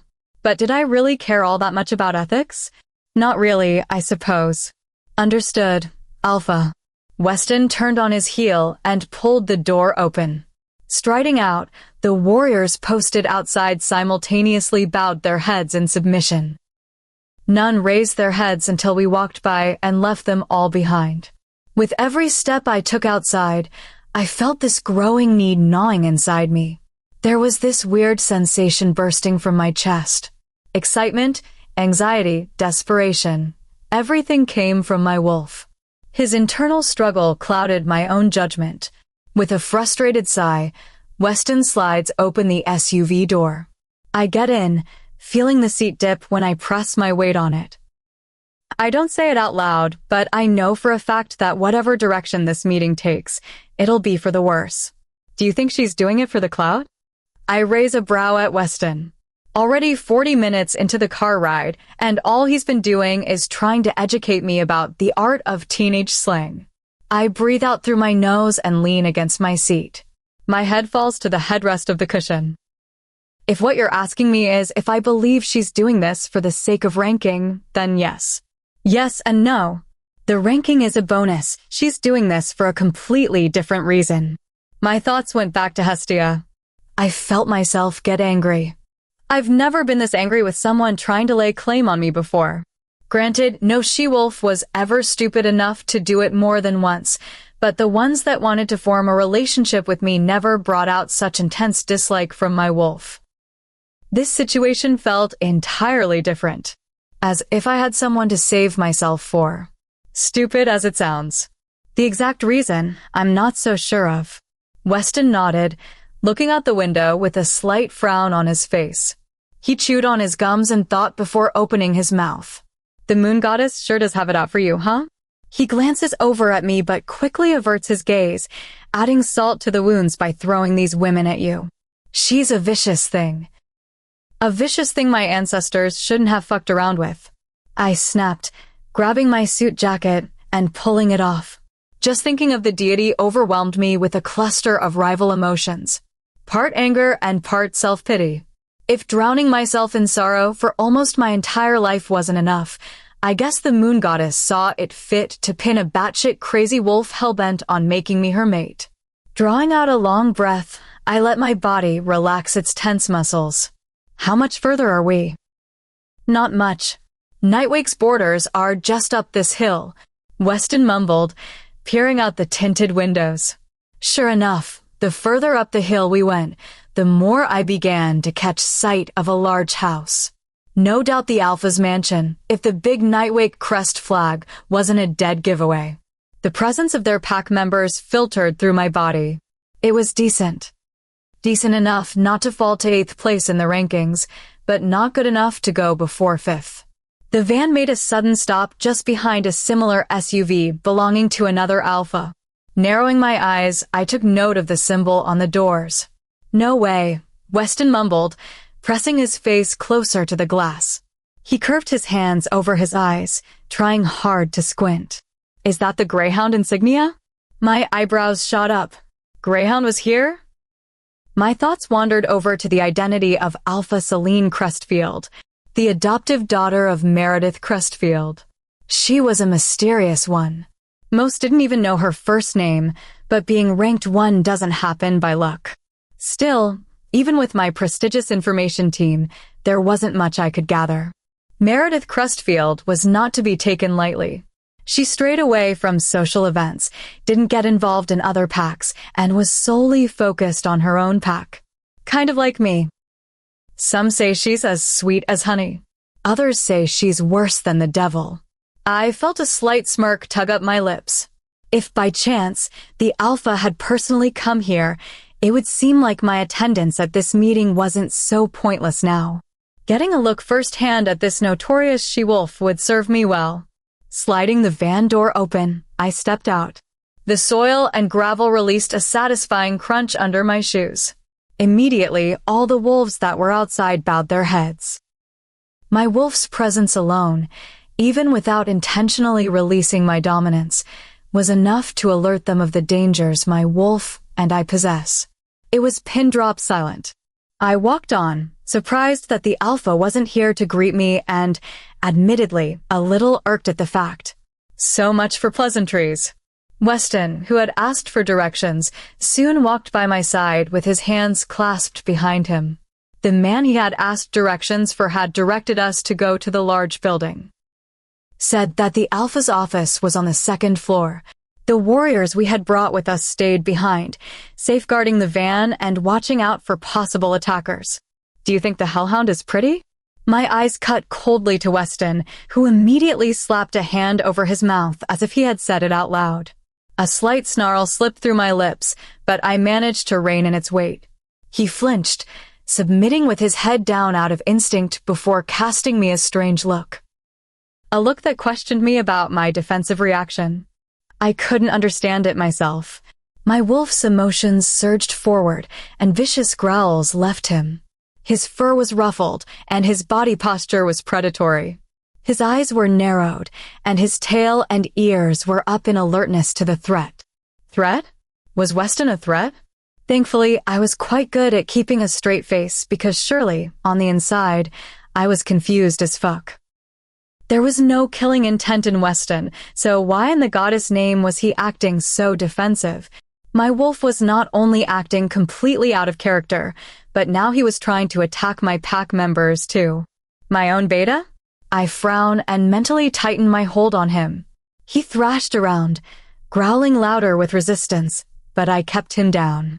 Keep walking, I told Weston, ignoring his previous question. I felt a tinge of something heavy inside of me, something that made me feel bound. Like I was wrapped around in silver and chained to the walls. It was an odd sensation, and it all revolved around her. Celine Crestfield. A woman I only knew of by name, never once meeting or seeing. I wondered what she looked like, what she was like, and what she liked. Was she like what the rumors said of her? Was she completely different? Was there any truth behind them? Was it all fabricated lies? My wolf pondered with me, his earlier rage forgotten once he started thinking of the faceless silhouette we had in mind for her. No matter how many times I tried building an image of her, I couldn't. I knew nothing of her. No physical description of any sort. It was slightly intriguing and all the more exciting. I felt my palm twitch, like a game of chase. I was chasing after information about this almost phantom being and never coming close to getting even a pinch of information on her. Greyhound didn't attend any pack meetings with the Chancellor, but I knew they'd met. It would be impossible for her to have become Alpha without meeting him. The blood oath with her Beta and Gamma would require his presence. It's not like anyone could force her into agreeing to a meeting. Surely, she had a few invitations, but she rejected all of them. I couldn't exactly go up to Williams and ask about her, either. He was meant to be a mediator and not biased towards any pack. Like me, Celine never attended those annoying galas.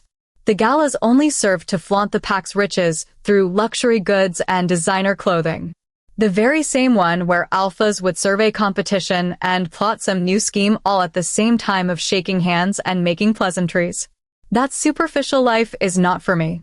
That's what my reputation was built on. I couldn't care less about what people had to say about me regarding my ways as an alpha, but I will never allow someone to claim I would reject my mate. My mate that the goddess would have blessed me with. My non-existent mate. My feet carried me up the stairs, not realizing my surroundings because I was so lost in thought. It was only until Weston mind-linked me again that I snapped out of that daze. I feel the presence of two alphas in that room.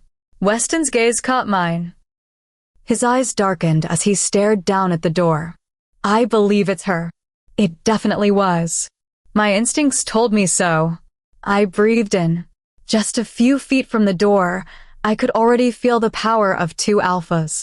One which held the same scent as the pack members in Nightwake, and another that was enticing.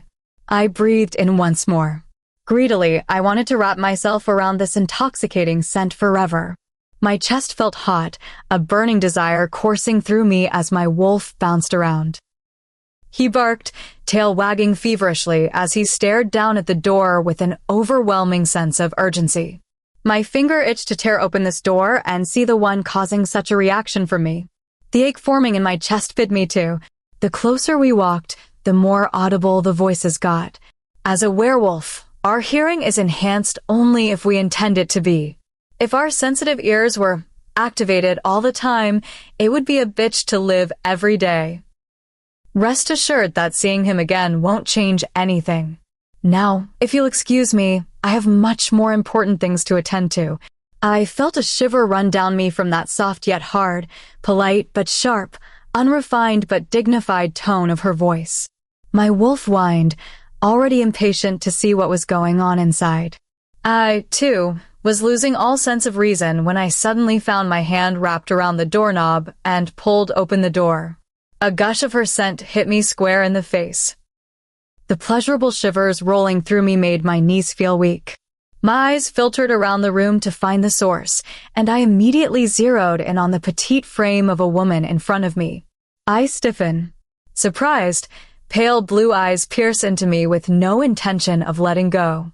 The sweet scent of flowers and vanilla wraps around her small figure, the scent that has had me going off the rails since stepping foot off those stairs. My wolf is going crazy.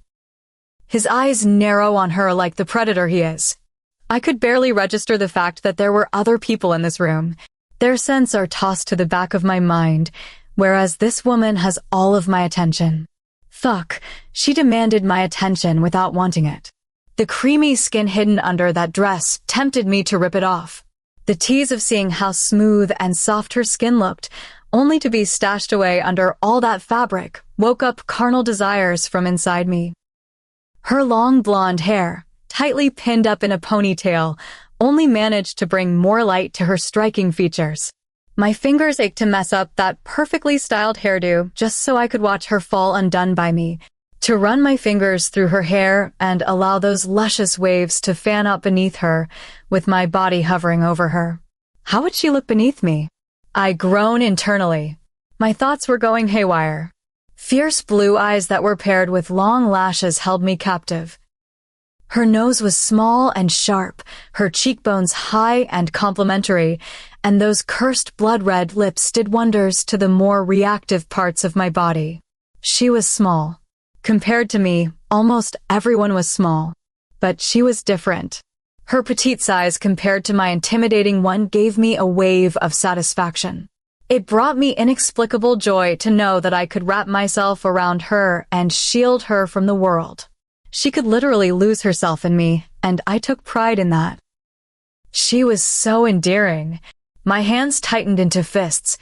I couldn't help but stand there and look completely stupid, saying nothing. The moment I laid my eyes on her, I already lost my sense of rational thinking, but now I was also losing my sense of time. If I could just watch her all day and observe the kinds of facial expressions she could make, I would. Goddess, she was gorgeous. Her whole being dripped with pure and utter seduction. The way her cheeks were faintly tinted pink and her eyes widened with shock, but also awe. I couldn't stop thinking that maybe she felt the same magnetic pull toward me as I did for her. My wolf greedily soaked her in, and I wasn't about to go out on a limb and deny that I did the same for the life of me. This woman had me wrapped up in a haze, and she didn't know it. Fucking hell, I didn't even mind. I didn't care for the confused looks of everyone around us, nor did I care that Weston was constantly trying to reach me through our mind link. He and everyone else were a hindrance.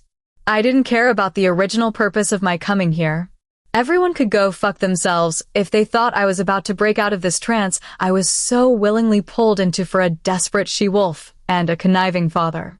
All I could care about was this moment with her and making sure it never ended. But of course, like all good things in this life, it had to. Mate. For a split second, I had hoped it was this goddess who uttered that dreaded word, but her lips never moved. To my dismay, she turned away to look at Hestia, who abruptly stood up. Reluctantly, my gaze followed hers until I was met with another pair of blue eyes. This time, it was a lot less appealing and a whole lot more infuriating. The obvious desire in Hestia's eyes rubbed me the wrong way, and I found my wolf growling at the claim she had laid on us once again. I thought that with our last encounter and all the rejected meeting requests, she would understand that I was in no way going to accept her and give in to her selfish schemes. Alpha Locksworth, thank you so much for coming here to talk about the situation with my daughter, Hestia. Alpha Crestfield, if you will, Alpha Walker still has yet to say his part. My gaze fell to the beta, and he fidgeted in his place. The nervousness inside of him didn't require werewolf instincts to detect. His face said it all by itself. Immediately, Celine glared at the beta. All sorts of emotions swirled inside her, but the most noticeable one was anger. Weston had found this amusing. He had a smug look on his face, like he was just waiting for hell to break loose. My eyes drifted to the man Hestia sat beside, and I knew instantly that this was Alpha Walker. The brunette with green eyes who looked forward. He had yet to say something, and honestly, the look on his face as he stared at Celine made my blood boil. But I forced that thick emotion to the back of my mind when I returned my focus to the woman who so tightly held my interest with the palm of her hand. I have no business here. If it isn't pack-related, I'm not interested, she said with a certain edge to her voice. Then, without another moment's hesitation, she turned on her heel and began to walk toward the door. Now that I thought about it, she was already planning to leave when I made my entrance. My lips moved independently before I could even consider what to say. I'll have to second that. I didn't come here to entertain your daughter's delusion from 3 weeks ago, Dixon. Celine visibly flinched. I could have sworn I saw her shiver, but it could also be my desires clashing with reality. What I knew for sure, however, was that Beta Dixon was glaring daggers at me. His wolf was threatening to switch over, clearly dissatisfied with the way I had completely shut down his daughter. Are you denying my daughter? Your mate. Is it possible to kill someone with your eyes? I ignore Weston's input on our link and stare unamused at the Beta. My patience had long been wearing thin from all this nonsense. Now, in front of Celine, it was getting worse. I rose a brow, slightly amused but still really fucking pissed. I was amused that this Beta was spilling forth his dominance. If he really wanted to challenge me, I would have no problem repainting Alpha Walker's walls red. I'm sure he has enough blood for the entire room. Maybe even for a small storage room. Frankly, yes. I'll say this only once. She isn't my mate, but she is a liar. I looked over to a reddened Hestia, who flinched under my gaze. She looked uncomfortable, her focus switching back and forth between me and the floor. She timidly sank back into her seat beside Walker, her hands hooked around one another. I had this blinding emotion inside me that ached to let Celine know this woman was not my mate. I felt like I was obligated to let her know that Hestia was lying. I didn't want her to think that I belonged to someone, that I was already bound for life. As pointless as it was to feel like this, I did. If you strongly believe that, then I'm sure you won't mind if we go to the moon goddess sacred pool. My head snapped to the Beta. His face looked smug, and he gave me a half smirk. Beta Benicio, Walker exclaims, looking at his Beta in shock and evident nervousness. He knew this could be seen as a challenge, that if I so wished, I could accept his indirect challenge and have the right to kill his Beta when I bested him. I met his smirk with my own, my blood boiling with rage, but I calmed myself. Or at least, I try to. Of course. But you must be prepared to pay the consequences in full once I prove you wrong, Beta. I paused. I expect full reimbursement for all this trouble you and your daughter has been causing me. The Beta stumbled back, making a face as if he didn't expect me to accept his proposal in the first place. Slowly, his gaze shifted to his daughter, who refused to meet his eyes. He already began to feel disheartened, but he shook away his doubts. Solemnly, he nodded toward me. I already began to feel the satisfaction of proving them wrong. Weston, too, was feeling smug. Only when I heard Celine sigh beside me did I realize what was happening. Her focus returned to the door again, and before I could control myself, I spoke. Alpha Crustfield. Just the idea of talking to her was messing with my nerves. I knew if I didn't come up with a good reason to convince her to stay, she would leave. She'd leave, and I wouldn't be able to see her again. My wolf whimpered at the thought. Don't go. I want to tell her, but I have no reason to. Everything inside me screams for me to tell her not to go. It begs me to convince her to stay, to allow me the privilege of being in her presence. And now, with her gaze locked with mine, I'm feeling that need to keep her by my side much more. I'd like to ask you to accompany us, I say, in almost a whisper. She looked around, obviously confused. For reassurance as a liable witness. Even to me, it sounded like bullshit. But I guess it was hard for the others to detect her because she merely stood there contemplating. You wouldn't mind, would you? I probe. Her Beta, who I now noticed standing behind her, looked between Celine and me in obvious confusion. He definitely felt the tension between us, but couldn't make sense of it, just like Weston, who was still trying to figure it out. Finally, after a few moments of silence, Celine just shakes her head with pursed lips. No, I suppose I could go. I can't begin to explain the tremendous amount of relief I felt after hearing her say that, knowing I still had some time left with her before she eventually left.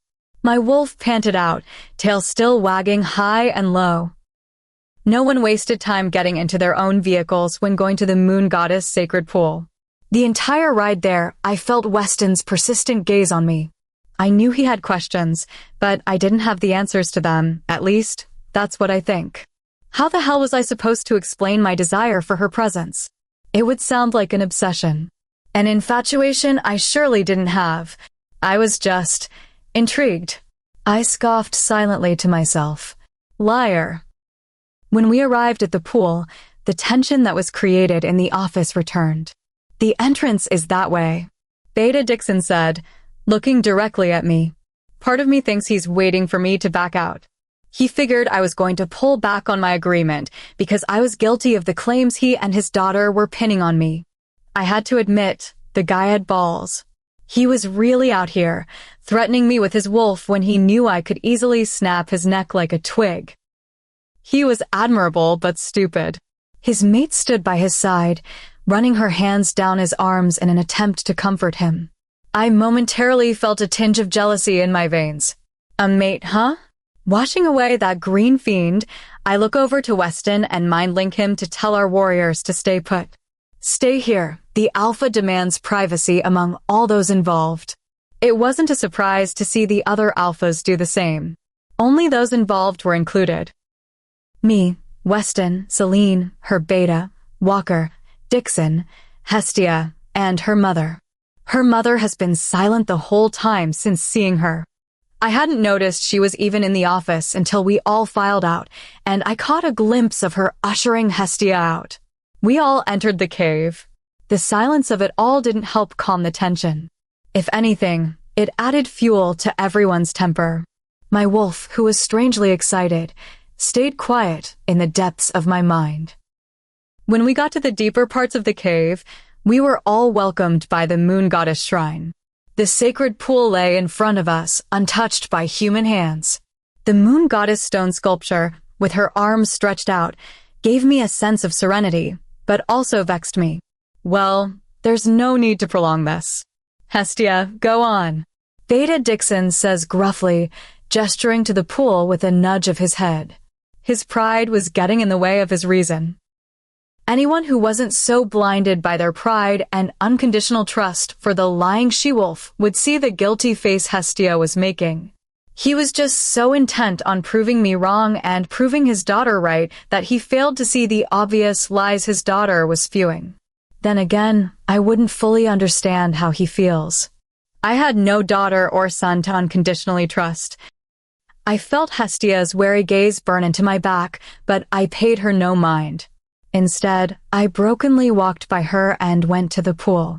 Stopping at the front where the pool starts, I take out my pocket knife and slice my palm open. Squeezing my fist, I watched my blood bleed into the clear water until it dispersed completely. I couldn't resist the urge to look at Celine again. We held each other's gaze.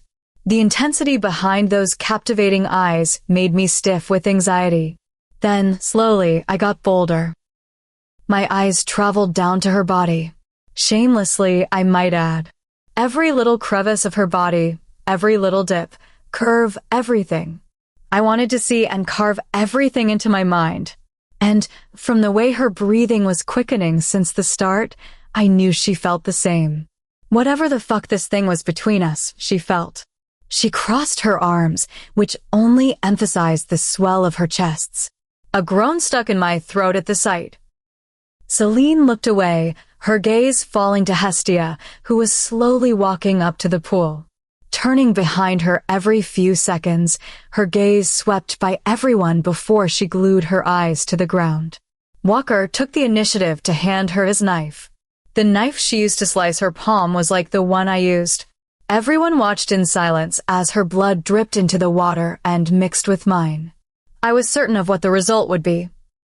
It was just a matter of when the water would decide to turn red, and red it was. I let out a small sigh of contentment, knowing that Celine saw it firsthand. That she knew Hestia and I were not mates. My wolf puffed out his own delight. Hestia, how dare you lie? The angry voice came from Walker, who stared down at his Luna in absolute fury. His fists were tight against his sides, and his eyes were wide and feral. Hestia, surprised by his tone, cowered away and stumbled back.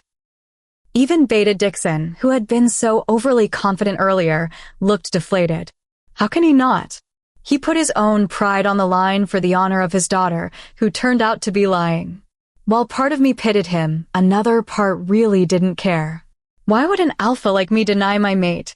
That would be suicide and extremely stupid. I dreamed constantly of a goddess-given gift meant to complete me and love me wholeheartedly, as I would do with her. Who could be foolish enough to deny such a blessing? Instinctively, my eyes trailed back to Celine. These feelings I somehow had for her weren't like anything I had ever felt. Alpha Locksworth, I am so terribly sorry. My daughter, I cannot dash. Beta Dixon stumbled on his words, his wolf bowing down in the utmost submissive position. He recognized his wrong and was begging for forgiveness. I stared at him, not letting anything slip through my facade. My Oppo apologies. I'm sincerely Dash. I turned to Celine. Alpha Crustfield. Her arms were draped protectively around her chest. She kept her unwavering eyes fixed on mine, and I found it hard not to smile. This little she-wolf held more power and stubbornness than anyone I've come across. Normally, they would have crumbled under my gaze and gone on their knees. Yet she simply stares on, patiently waiting for me to continue at my own pace. I held my hand out to her, preparing myself for her reaction to the next few words I'd say. The test. I'd like to try it with you. She stared at me, shocked, surprised, unsure, confused. Her arms fell to her sides as she regained her composure. That won't be necessary, she said suddenly. My chest fell in slight defeat, but I was intent on holding my ground. Everyone around us was watching with interest. Well, it's more like mortification, but still. My hand was still up for her to take. It may seem like a kind or gentlemanly gesture, but I was just looking for an excuse to touch her. I wanted to feel her soft hand with my rougher one, to feel how warm she was against me. I wanted everything she could offer. My wolf was growing impatient, already itching for a chance to have her skin against ours. Do you already have a mate? I asked, not really wanting to find out. I knew if she had answered yes, I would have gone on a rampage, wanting to desperately get rid of him, but knowing I couldn't. Either way, she was bound to have a mate. And the thought angered me without saying. Someone out there was meant to do all the things mates would do.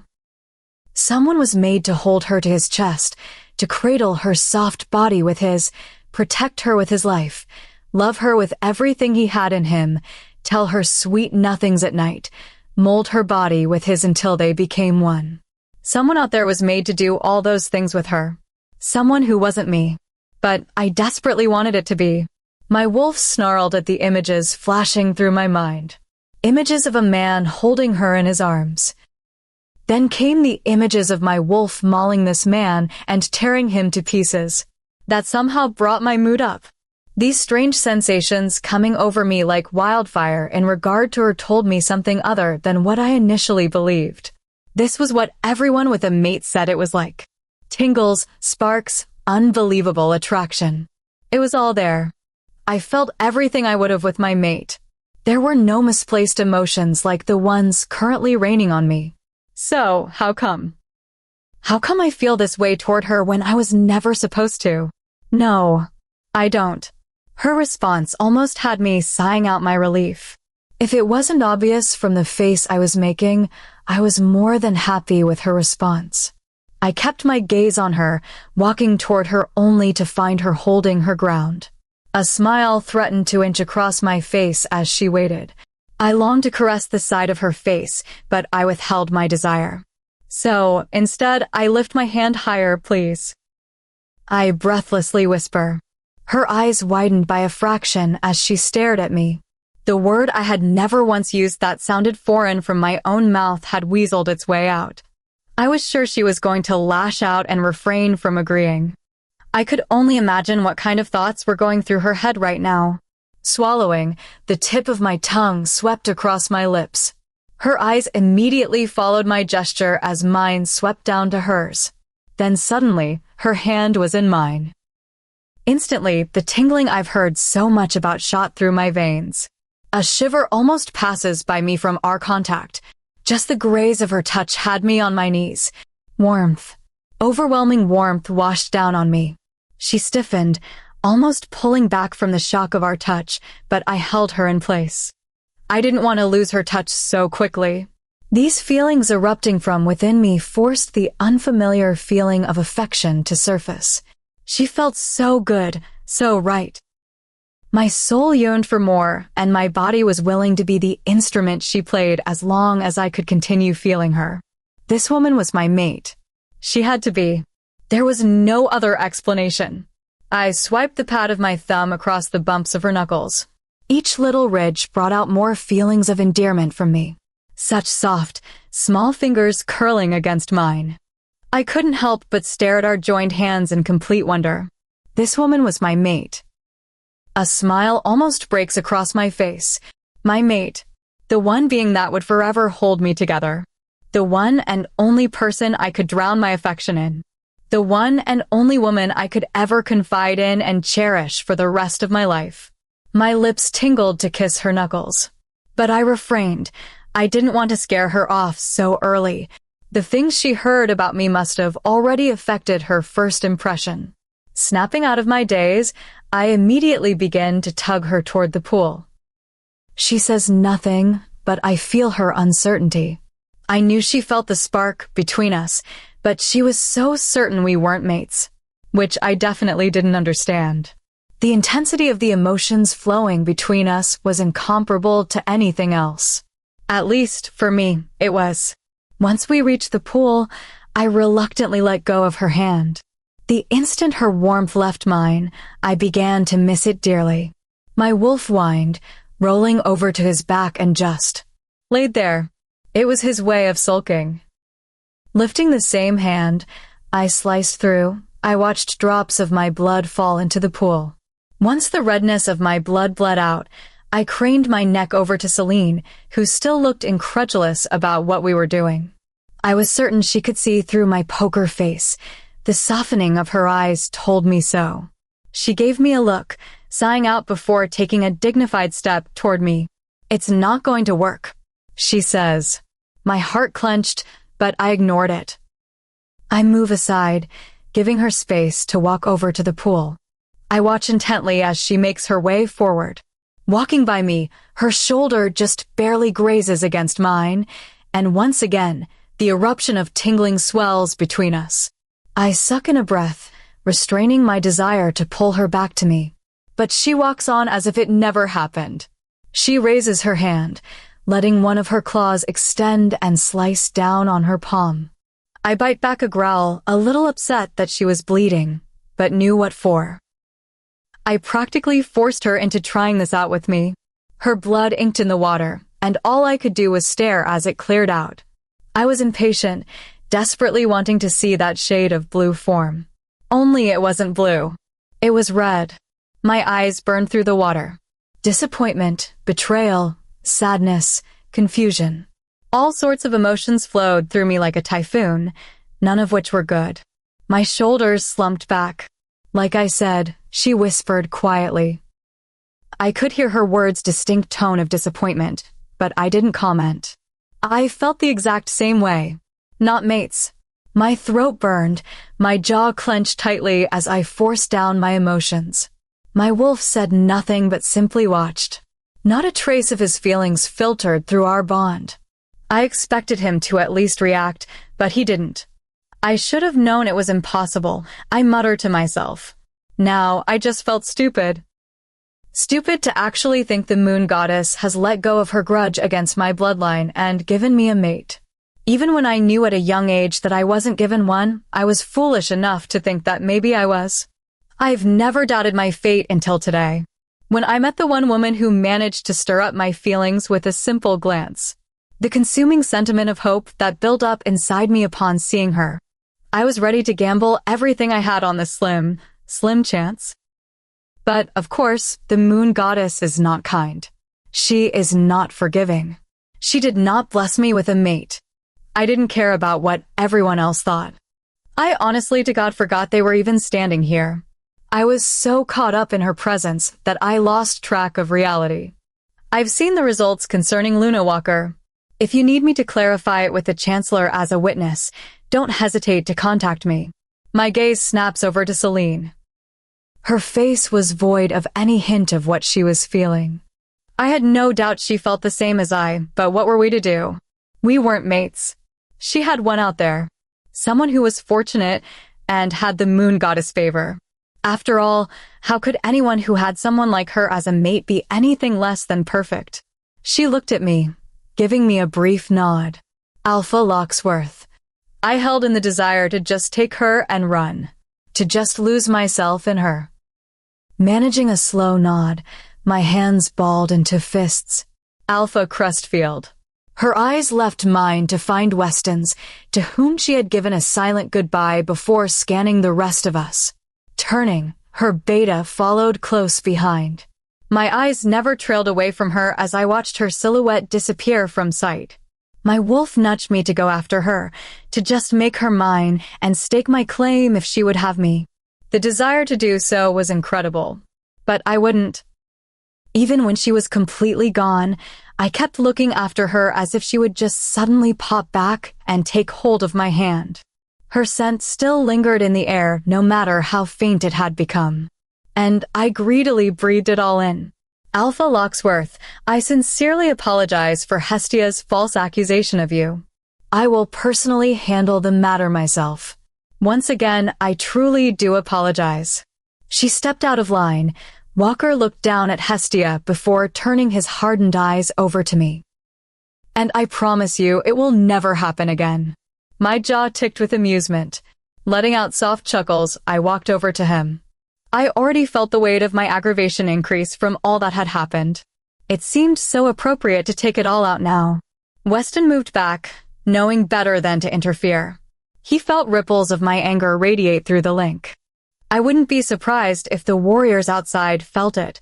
I shoved my hands in my pockets and stood tall, looming over Walker. I don't need your promises, Walker. I gritted out. I looked over to the father-daughter pair and felt my eyes narrow. Just make sure I never have to see that woman again. That episode of hers in front of the Chancellor cost me, Walker. You're lucky one good thing came out of this. The thought of Celine momentarily cleared up my anguish before I shook away the thought. It would do well to heed my advice. In fact, include her father. Because believe me, the next time I see either one of their faces, I won't be so civil. Throwing one last glance over the two, I turned and strode out of the cave. Weston followed close behind, his amusement from the little exchange visible in our bond. He was smirking, feeling smug from my power display against Walker and his pack. He never liked Nightwake to begin with. Ever since the attack on Duskfall, he had groomed a type of hatred for their pack. He called them cowards, traitors, and spineless for failing to aid an ally in need. Weston had seen firsthand the horrors of what rabid rogues could do, his parents being victims of the rogues currently running free. Zeneron. The master of the rogues. The name I hear him curse every once in a while in our bond.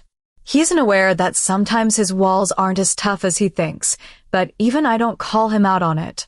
What was that about? Weston asks me when we get settled in the van. By the time I got out, Celine was already gone. The wind blew away her scent, and the only physical proof she was here in the first place was the tire marks on the ground. Looking at Weston before looking away, I fold my arms across my chest. What do you mean? I asked him, knowing full well what he was talking about. The whole ordeal with Crestfield? The whole mate test? The hand-holding? The damned sexual tension? Jesus, Locksworth. I felt that all the way from where I stood. I glare at him from the corner of my eyes, and he immediately raises his hands in mock surrender. What?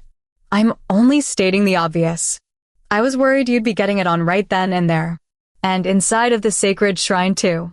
I shake my head, not finding the motivation to argue with him. Weston sighs and gives me a look. You already know the situation with your family. What the witch said about your curse dash, I know. I snap, not sparing him a glance.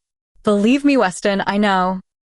My hand clutched onto the side of the door, my knuckles turning white from the pressure I put on it. For almost the entire ride, Weston stays quiet. The waves of his discomfort reach me, but I push them to the back of my mind. Admittedly, the silence only served to make me a lot snappier. She was something, wasn't she? I asked him, voicing my surprise at seeing the kind of person she was. At first, I expected a stuck-up, overconfident alpha who prided himself on beating Windrel. I was expecting to see someone who was so blatantly boastful, but she wasn't. I never should have thought she would be, seeing as she ranked second. No alpha who ranked second could ever be someone of that stature. Yes, she was. Weston drawls, looking at me with a certain glint in his eyes. She was honestly quite intimidating. Nothing less from the hellhound. I pursed my lips, thinking of her nickname, and disagreed. Hellhound? The name didn't suit her at all. She was more refined than a rabid spawn from hell. Yes, I had heard of her merciless killing of Windrel, but it still didn't suit her. She probably killed hundreds before, and yet Hellhound was not a name I could associate with her. It was out of place. She had the face of an angel, no doubt. Her gentle, kind features oozed off a type of purity. Not purity in the sense of doing no wrong, because frankly, there can never be an alpha that was washed away from sin. We've all done something that would be looked down upon at some point. It wasn't morals that were pure about her. It was something entirely different. Was it the vibe she gave out? Her attitude of indifference? Was it the way she carried herself with pride, but at the same time, humble and strong? Hellhound. I heard myself repeat. It doesn't suit her. Weston tilts his head to the side with a raised brow. His interest was piqued, in my opinion. Oh, and what name would suit her? She was different from the rest. Even in that short time of knowing her and not exchanging more than just a few words with her, I knew she was unlike any other. She was powerful but delicate, blunt but graceful, fierce but calm, confident but humble, disinterested but attentive. She was as beautiful as a flower but as tough as a nail. Wildflower, I say quietly, thinking of her mesmerizing pale blue eyes that I could easily get lost in. She's like a wildflower. Weston hummed, not bothering to hide that delighted face he was making. He was probably thinking all sorts of things right now, but I couldn't deny that what he thought was right. If he could see the attraction I had with her, then there'd be no point in trying to deny something so obvious. Just drop me off at the Capitol. I expect everything to be taken care of. Alert me if anything happens while I'm gone. Weston nods, looking at me square in the face before letting out a grumble. He most likely wanted to probe more about the subject of my little wildflower. I could feel his curiosity eating at him, but he refrained from asking. Soon enough, we reached the Capitol. I had doubts that Williams was here, seeing as his personal vehicle wasn't outside. It was for the best that he wasn't here. I knew I wasn't going to be much of a joy being around when Weston made a call to Williams, telling him we were on our way. I didn't miss the silence. He isn't very happy at the moment, he whispered to him. Take care of yourself, Alpha. Weston tilted his head down. I breathed out and nodded in acknowledgement before I made my way to my guest room. The maid, who usually stays behind to greet the guests, let me in. Walking up the stairs was dreadful. Every step I took closer to my room, the more I thought about the sacred pool, Hestia, Dixon, and Celine. The last one has the most effect on me. The moment I closed the door, my hand reached out for the closest thing next to me. It happened to be a table lamp that I had thrown across the room. It shattered into pieces and fell on the floor. Shards of glass were haphazardly strewn across the carpet. All the humiliation, disappointment, and disbelief returned in full force. I was having a hard time restraining myself from losing it in the SUV. Talking to Weston had helped, but not nearly enough to sate my frustration. The moon goddess was truly out to get me. She was toying with my emotions like she had toyed with my fate.